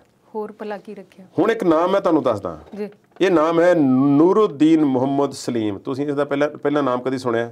ਇਤਿਹਾਸ ਦੀਆਂ ਕਿਤਾਬਾਂ ਸ਼ਾਇਦ ਹੋਊਗਾ। ਇਹ ਹੁਣ ਨੂਰੁਦੀਨ ਮੁਹੰਮਦ ਸਲੀਮ ਅਸਲ ਵਿੱਚ ਬਾਦਸ਼ਾਹ ਅਕਬਰ ਦਾ ਜਿਹੜਾ ਬੇਟਾ ਸੀ, ਜਲਾਲਉਦੀਨ ਮੁਹੰਮਦ ਅਕਬਰ ਦਾ, ਜਹਾਂਗੀਰ ਜਿਸ ਦਾ ਨਾਮ ਸੀ, ਜਹਾਂਗੀਰ ਬਾਦਸ਼ਾਹ, ਇਹ ਉਸ ਦਾ ਅਸਲ ਨਾਮ ਸੀ ਜਹਾਂਗੀਰ। ਤੇ ਉਸਨੇ ਆਪਣੇ ਆਪ ਨੂੰ ਖਿਤਾਬ ਦਿੱਤਾ ਹੋਇਆ ਸੀ, ਜਿਵੇਂ ਅਕਬਰ ਨੇ ਆਪਣੇ ਆਪ ਨੂੰ ਅਕਬਰ ਦਾ ਖਿਤਾਬ ਦਿੱਤਾ, ਅਕਬਰ ਦਾ ਗ੍ਰੇਟ ਦਾ ਖਿਤਾਬ ਮਿਲਦਾ ਹੈ ਉਸਨੂੰ।